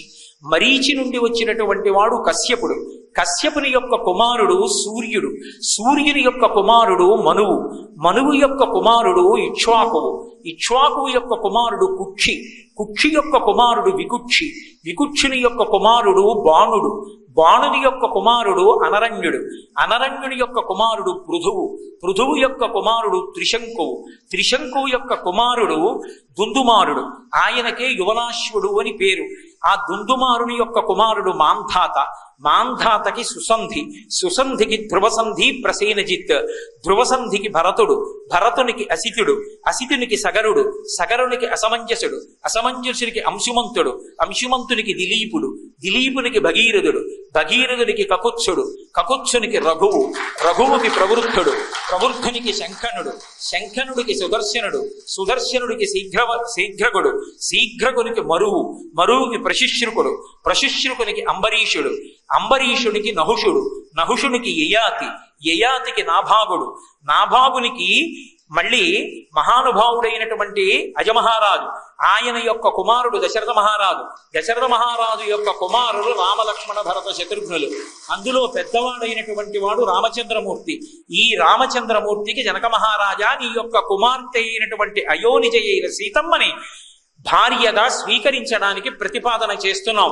ఇది ఇక్ష్వాకు మహారాజుల యొక్క వంశక్రమం. నీకు అంగీకారమైతే నీ కుమార్తె అయోనిజ అయినటువంటి సీతమ్మని దశరథ మహారాజు గారు కోడలిగా స్వీకరిస్తాడు. నీకు అంగీకారమేనా అని అడిగాడు. ఇక్ష్వాకు వంశాన్నంతటినీ విన్నాడు. ఎంతో సంతోషపడ్డాడు జనక మహారాజు గారు. మీరు ఇక్ష్వాకు వంశాన్ని చెప్పారు, మరి మా వంశక్రమాన్ని కూడా చెప్పాలి కదూ. తన యొక్క పురోహితుడైనటువంటి శతానందుణ్ణి పిలిచాడు. శతానందుడు గౌతమ మహర్షి యొక్క కుమారుడు. శతానందుణ్ణి పిలిచి మా యొక్క వంశక్రమాన్ని చెప్పమన్నాడు. జనక మహారాజు గారి యొక్క వంశక్రమంలో మొట్టమొదటి రాజు నిమి. నిమి యొక్క కుమారుడు మిధి. మిధి యొక్క కుమారుడు ఉదావసు. ఉదావసువు యొక్క కుమారుడు నందివర్ధనుడు. నందివర్ధనుడి యొక్క కుమారుడు సుకేతువు. సుకేతువు యొక్క కుమారుడు బృహద్రథుడు. బృహద్రథుని యొక్క కుమారుడు దేవరాతుడు. దేవరాతుని కుమారుడు మహావీరుడు. మహావీరుని కుమారుడు సుధృతి. సుధృతి యొక్క కుమారుడు దుష్టకేతువు. దుష్టకేతువు యొక్క కుమారుడు హర్యశ్వుడు. హర్యశ్వుని యొక్క కుమారుడు మరుడు. మరుని యొక్క కుమారుడు ప్రతీంధకుడు. ప్రతీంధకుని యొక్క కుమారుడు దేవమీఢుడు. దేవమీఢుని యొక్క కుమారుడు విభుధుడు. విభుధుని యొక్క కుమారుడు మహీధ్రకుడు. మహీధ్రుని యొక్క కుమారుడు కీర్తిరాతుడు. కీర్తిరాతుని యొక్క కుమారుడు మహారోముడు. మహారోముని కుమారుడు స్వర్ణరోముడు. స్వర్ణరోముని కుమారుడు హ్రస్వరోముడు. హ్రస్వరోమునికి ఇద్దరు కుమారుడు. ఒకడు జనక మహారాజు గారు, ఒకడు కుశధ్వజుడు. జనక మహారాజు గారికి అయోనిజ అయిన పెద్ద కుమార్తె సీతమ్మ, రెండవ కుమార్తె ఊర్మిళ. కుశధ్వజునికి ఉన్నటువంటి ఇద్దరు కుమార్తెలు మాండవి, శృతకీర్తి. కాబట్టి ఇదిగో కుశధ్వజుడు జనక మహారాజు గారి యొక్క తమ్ముడు. పరమ ప్రేమతో తన తమ్ముడిని కూడా జనక మహారాజు గారు పిలిపించారు. కాబట్టి నీకు అంగీకారమైతే ఈ విదేహ వంశంలో పుట్టినటువంటి సీతమ్మ తల్లిని రామచంద్రమూర్తికి ఇచ్చి కన్యాదానం చేస్తామన్నారు. విశ్వామిత్ర వశిష్ఠాది మహర్షులందరూ అంగీకరించారు. పెద్దలైన మహర్షులు అంగీకరించారు కనుక దశరథ మహారాజు గారు అంగీకరించాడు. దశరథ మహారాజు గారు అంగీకరించాడు. జనక మహారాజు గారు అంగీకరించాడు. ఇప్పుడు సీతారామ కళ్యాణం జరగాలి. ఈలోగా విశ్వామిత్రాది మహర్షులు అన్నారు, జనక మహారాజా, నీ యొక్క రెండవ కుమార్తె యొక్క అయిన ఊర్మిళను, అలాగే నీ యొక్క తమ్ముడైన కుశధ్వజుని యొక్క కుమార్తెలైనటువంటి ఆ మాండవి, శృతకీర్తుల్ని భరత శత్రుఘ్నులకిచ్చి వివాహం చేద్దాం. నలుగురు ఆడపిల్లల్ని నలుగురు అన్నదమ్ములకి ఇచ్చి వివాహం చేద్దాం. మాకు ఇది అంగీకారం, మీకు కూడా అంగీకారమా అని అడిగారు. దశరథ మహారాజు గారు, జనక మహారాజు గారు ఇద్దరు అంగీకరించిన మీదట సీతారాములకు, లక్ష్మణస్వామికి, ఊర్మిళకి, భరతుడికి, మాండవికి, శృతకీర్తికి, శత్రుఘ్నుడికి చక్కగా వివాహాలు జరిగాయి. ఆ పాణిగ్రహణ మహోత్సవం పూర్తయింది. నలుగురు వివాహమై సంతోషంగా బయలుదేరి ఇంటికి వెడుతున్నారు. సీతారాముల యొక్క దాంపత్యం ఎంత ధార్మికంగా, ఎంత అందంగా ఉంటుందో చెప్తారు మహర్షి. ప్రియాదు సీతారామస్య దారాహ పితృకృత ఇది గుణాద్రూప గుణాఛాపి ప్రీతిర్భూయోభ్యవర్ధత అంటారు. సీతం అంటే రాముడికి ఎంతో ఇష్టంట. ఎందుకంత ఇష్టం అంటే ప్రియాతు సీతారామస్య దారాహ పితృకృత ఇది. తన తండ్రి అయినటువంటి దశరథ మహారాజు గారు ఈమె నాకు తగిన భార్య అని చెప్పి తీసుకొచ్చి నాకు భార్యని చేశాడు. నా తండ్రి చేసినటువంటి నిర్ణయం, దశరథ మహారాజు గారు చేసినటువంటి నిర్ణయం కనుక, నా తండ్రి చేసిన నిర్ణయం కనుక ఈమె నాకు అనుకూలవతి. కాబట్టి నా తండ్రి నిర్ణయాన్ని తప్పు పట్టినట్టు ఈమె ఎందు ప్రేమగా లేకపోతే అని తండ్రి చేసిన సంబంధం అని మొట్టమొదటి రాముడు సీతమ్మని ప్రేమించడం ప్రారంభం చేశాడు. మరి రామస్తు సీతాయా సహితం విజహార బహూనృతోన్ మనస్వీ తద్గతస్తస్య అని మహర్షి అంటారు. అనేక ఋతువులు రామచంద్రమూర్తి సీతమ్మతో కలిసి వనములలో విహారం చేశాడు. మనస్వీ తద్గతస్తస్య నిత్యం హృది సమర్పితః. రామచంద్రమూర్తి యొక్క మనస్సులో భార్యాస్థానంలో ఎప్పుడూ సీతమ్మ ఒక్కతే స్మరింపబడేది. సీతమ్మ తల్లి మనసులో ఎప్పుడూ రామచంద్రుడు ద్విగుళం బహుళం, ఒకటికి 10 మార్లు భర్తృస్థానంలో పరమ గౌరవంతో కదులుతుండేవాడు. తండ్రి గారు చేసిన సంబంధం కాబట్టి రాముడు సీతమ్మని ప్రేమించాడు. సీతమ్మ రాముడిని ఎందుకు ప్రేమించాలి? అంటే ఇది ఈ జాతి సంస్కారం. పుట్టిన పిల్లని ఆడపిల్ల అంటారు. ఇక్కడ పుట్టింది కానీ ఆమె నారాయణుణ్ణి వెతుక్కుంటూ వెళ్ళిపోతుంది. లక్ష్మి నా ఇంట నన్ను తరింప చేయడానికి పుట్టింది ఆడపిల్ల. ఈడ ఉండే పిల్ల కాదు ఈ పిల్ల. ఆమె ఆ మెడలో మంగళసూత్రం కట్టి పాణిగ్రహణం చేసిన వాడి ముక్కు మొహం తెలియకపోయినా ఒకసారి మంగళసూత్రం కట్టి పాణిగ్రహణం చెయ్యగానే ఈయనే నాకు దైవం, ఈయనే నాకు ప్రత్యక్షమైనటువంటి భగవత్ స్వరూపమని ఆయనతో కలిసి వెళ్ళిపోవడం, తన వంశాన్ని వదిలిపెడుతుంది, తన ఇంటి పేరు వదిలిపెట్టేస్తుంది, తన పుట్టినిల్లు వదిలిపెట్టేస్తుంది, తన ఉన్న ఊరు వదిలిపెట్టేస్తుంది, తన వారన్న వారందరినీ వదిలిపెట్టేస్తుంది. ఇక తనకి రక్షకుడు, తన సుఖం, తన దుఃఖం, తన బాధ, తన ఆనందం అన్నీ ఆయనతోనే ముడివేసుకుని వెళ్ళిపోతుంది ఆడపిల్ల. అంతటి త్యాగమూర్తి అయి వెళ్ళిపోతుంది. కాబట్టే ఉత్తమురాండ్రైనటువంటి స్త్రీల వలన నెలకి 3 వానలలో 1 వాన కూస్తోంది అని చెప్పింది. అటువంటి ఆడపిల్లలకి ప్రాతినిధ్యం వహించేటటువంటి మహాపతివ్రత అయినటువంటి సీతమ్మ రామచంద్రమూర్తిని ఎందుకు మనసులో అంత గాఢంగా స్మరించి ఆయనని అనువర్తించింది అంటే, రాముడు తన భర్త కనుక. కేవలము భర్త అన్న మాటకి ఆమె అంత సంతోషంతో, పరమ ఆనందంతో ఎప్పుడూ రాముణ్ణే మనసులో స్మరించేది తప్ప అన్యమైనటువంటి స్మరణ అసలు సీతమ్మ యొక్క మనసులో ఉండేదే కాదు. సీతారాముల యొక్క దాంపత్యం ఏ స్థాయికి చేరుకున్నది అంటే, అసలు సీతారాములు ఎప్పుడూ కూడా ఒకరితో ఒకరు నోరు విప్పి మాట్లాడుకోవలసినటువంటి అవసరం కలగలేదు. వాళ్ళిద్దరూ మౌనం. రాముడు సీతమ్మ వంక చూస్తే రాముడి మనసు సీతమ్మకు అర్థమయ్యేది, సీతమ్మ రాముడి వంక చూస్తే సీతమ్మ మనసు రాముడికి అర్థమయ్యేది. వాళ్ళిద్దరూ కూడా ఒకరితో ఒకరు మాట్లాడుకోవలసినటువంటి అవసరం లేకుండా ఇద్దరి మనసులు ఒకటిగా ఉండేవి. ఆ దాంపత్యం అంత గొప్పదైంది. అందుకే సుందరకాండలో శిశుపా వృక్షం మీద కూర్చుని కిందకి సీతమ్మ వంక చూసినటువంటి హనుమ ఒక మాట అంటారు, రామచంద్రమూర్తి బహుకరుణా హృదయుడు అనుకునేవాణ్ణి, కానీ దుష్కరం కృతవాన్ రామో ఈమమాం మత్తకాసినీం సీతాం వినా మహాబాహు ముహూర్తమపి జీవతి. ఇంత గొప్ప సీతమ్మ, రాజ్యం వా స్త్రిలోకేషు సీతామా జనకాత్మజ త్రైలోక్య రాజ్యం సకలం సీతాయామప్నియత్కలాం. 3 లోకములలో ఉండేటటువంటి ఐశ్వర్యాన్నంతటినీ త్రాసులో ఒక పక్కన పెట్టి సీతమ్మని ఒక పక్కన పెడితే ఆ వైభవం అంతా కలిపి సీతమ్మలో 16వ వంతుకు సరిపోదు. అంత గొప్ప తల్లి అన్నారు. ఇటువంటి సీతమ్మని విడిచిపెట్టి రాముడు ఎలా బతకగలిగాడు? రాముడి గుండె కాదు బండ, అందుకని ఉండగలిగాడన్నారు అని వెంటనే ఒక మాట అన్నారు, ఈ సీతారాముల దాంపత్యం అంత గొప్పది. ఈ సీతారాములు ఇద్దరూ విడివిడి ఉన్నట్టుగా రాముడు అక్కడ, సీతమ్మ ఇక్కడ ఉన్నట్టు కనపడుతున్నారు, కానీ నిజానికి సీతారాములు 2 కాదు. అస్యాదేవ్యా మనస్తస్మిన్ తస్య చాస్యాం ప్రతిష్ఠితం తేనేయం సచి ధర్మాత్మా ముహూర్తమపి జీవతి. సీతమ్మ మనసు రాముడి దగ్గరుంది, రాముడి మనసు సీతమ్మ దగ్గరుంది.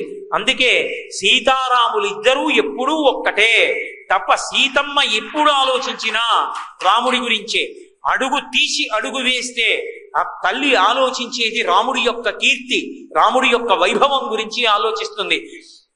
అంత కష్టంలో ఉండి రాముడు కనపడితే చాలని వెంపర్లాడిపోతూ ఆఖరికి తన కష్టం చెప్పుకోవడానికి కూడా పక్కన ఎవరూ లేనంత భయంకరమైన కష్టంలో ఉంది.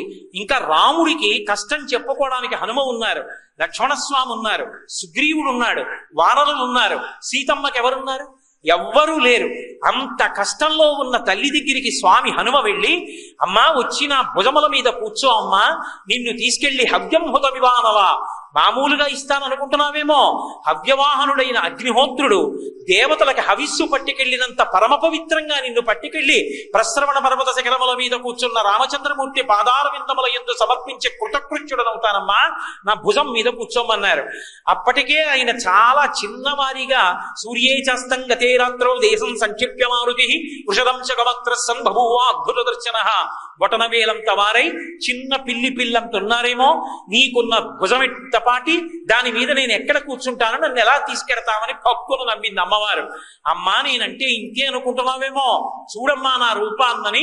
మేరుమందర సంకాశౌభవౌ దీప్తానల ప్రభ అగ్రత వ్యవస్థీచ సీతాయా వానరోత్తమ. మేరు పర్వత శిఖరాలు ఎలా పెరిగిపోతాయో అంత పెరిగిపోయి పెద్ద స్వరూపంతో అమ్మా వచ్చి ఇప్పుడు కూర్చో అమ్మా నా భుజం మీద అన్నారు.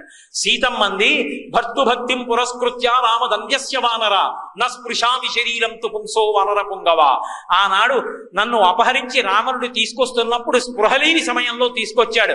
స్పృహలో ఉండి నాకు తెలుస్తూ ఎంత పుత్ర సదృశుడవైనా నీ భుజం మీద కూర్చుని రామచంద్రమూర్తి దగ్గరికి రాను. రాముడే రావాలి, రావణ సంహారం చెయ్యాలి, రావణుని యొక్క ఈ లంకా పట్టణాన్నంతటినీ కూడా తన బాణ పరంపర చేత కాల్చెయ్యాలి. మండిత విస్ఫులింగ విషమ జ్వలితానుల కీలలో వద్ద గర్భాండము నిండ రామ వసుధాసితుడేచడు వజ్ర సాధన ఖండిత పంక్తి కంట కనకంట ఉరంతక శైలచాలనొద్దండ బల ప్రచండ పురదండ విఖండన చండకాండములు.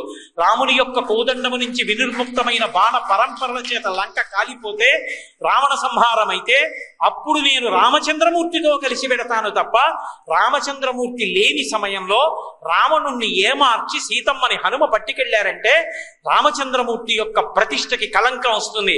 రాముడి కీర్తికి నా వలన కళంకం రాకూడదు. అందుకే రాముడు రావాలి తప్ప నేను రానంది. అంత కష్టంలో ఉండి కూడా భర్తృభక్తిం పురస్కృత్య రామధన్యస్య వానర నస్పృశామి శరీరంతో పుంసో వానర పుంగవ. నేను ముట్టుకోను అంజపురుషులంది. హనుమ 2 చేతులెత్తి నమస్కరించి అన్నారు, అమ్మా యుక్త రూపం స్వయాదేవి భాషితం శుభదర్శనం సదృశం స్త్రీస్వరూపస్య సాధ్వీ వినయస్య చ. నువ్వు తప్ప ఎవరమ్మా ఈ మాట అనగలరు? ఎప్పుడూ భర్త గురించి ఆలోచిస్తావు, మహాపతివ్రతవే. అమ్మా దంపతులంటే సీతారాములే. రాముడు సీత గురించి ఆలోచిస్తాడు, సీతమ్మ రాముడి గురించి ఆలోచిస్తుంది. అమ్మా లోకంలో ఆదర్శప్రాయమైనటువంటి దంపతులు అని కీర్తించవలసి ఉంటే సీతారాములే. తుల్యశీలా వయోవృత్తాం తుల్యాభిజనలక్షణాం రాఘవోర్హతి వైదేహీం తంచేయమసితేక్షణ. 5 కారణముల చేత శీలము, వయస్సు, వృత్తము, అభిజనము, లక్షణము అనబడేటటువంటి 5 చేత సీతారాములు ఒకరికొకరు తగినవారు. అమ్మా ధర్మం అంటే మీరే, ఒకరి కోసం ఒకరు పుట్టారమ్మా. రామ కమలపత్రాక్ష సర్వసత్వ అనోహర రూపదక్షిణ్య సంపన్న ప్రసూత జనకాత్మజే అంటారు హనుమ. అమ్మా రాముడు ఎటువంటి వాడో నువ్వు అటువంటి దానివి. నీకు నువ్వే పోలిక, రాముడికి రాముడే పేలిక. అమ్మ రాముడి లాంటి వాడు ఇంకొకడు ఉండడు, సీతమ్మ లాంటిది ఇంకొకటి ఉండదు. ఇద్దరూ ధర్మాత్ములు, రాశీభూతమైనటువంటి ధర్మం. అమ్మా ఎంత గొప్ప దాంపత్యం అమ్మా అని హనుమ పరవశించిపోయారు. అటువంటి పరమధర్మాత్ములై గృహస్థాశ్రమ స్వీకారం చేసినప్పటి నుంచి దంపతులు ఎలా కలిసి ఉండాలో, ఆ దంపతులు ఎంత ధార్మికంగా గృహస్థాశ్రమంలో జీవనం చెయ్యాలో మనకి నిరూపించి చూపించినటువంటి వాళ్ళు సీతారాములు. అటువంటి సీతారాముల యొక్క వృత్తాంతం వినడం, రామాయణం చదువుకోవడం, రామాయణాన్ని ప్రతిరోజు ఇంట్లో ఉంచుకుని ఒక పువ్వు వేసి నమస్కారం చేయడం ధర్మానురక్తికి, ధర్మమునందు విశేషమైనటువంటి స్పృహ కలగడానికి కారణమవుతుంది. కాబట్టి అటువంటి శ్రీరామాయణంలో రామచంద్రమూర్తి యొక్క ధర్మం గురించి, రామాయణంలో ధర్మ ప్రతిపాదన గురించి రామచంద్రమూర్తి నా చేత పలికించినంత మేర నేడు పలికి ఉన్నాను. రేపు సాయంకాలం మళ్ళీ 6:30 మనం తిరిగి కలుసుకున్నప్పుడు మిగిలినటువంటి కొన్ని విషయాల గురించి నా చేత రామచంద్ర ప్రభువు పలికించి నన్ను ధన్యుడను చేయునుగాక అని ప్రార్థన చేస్తూ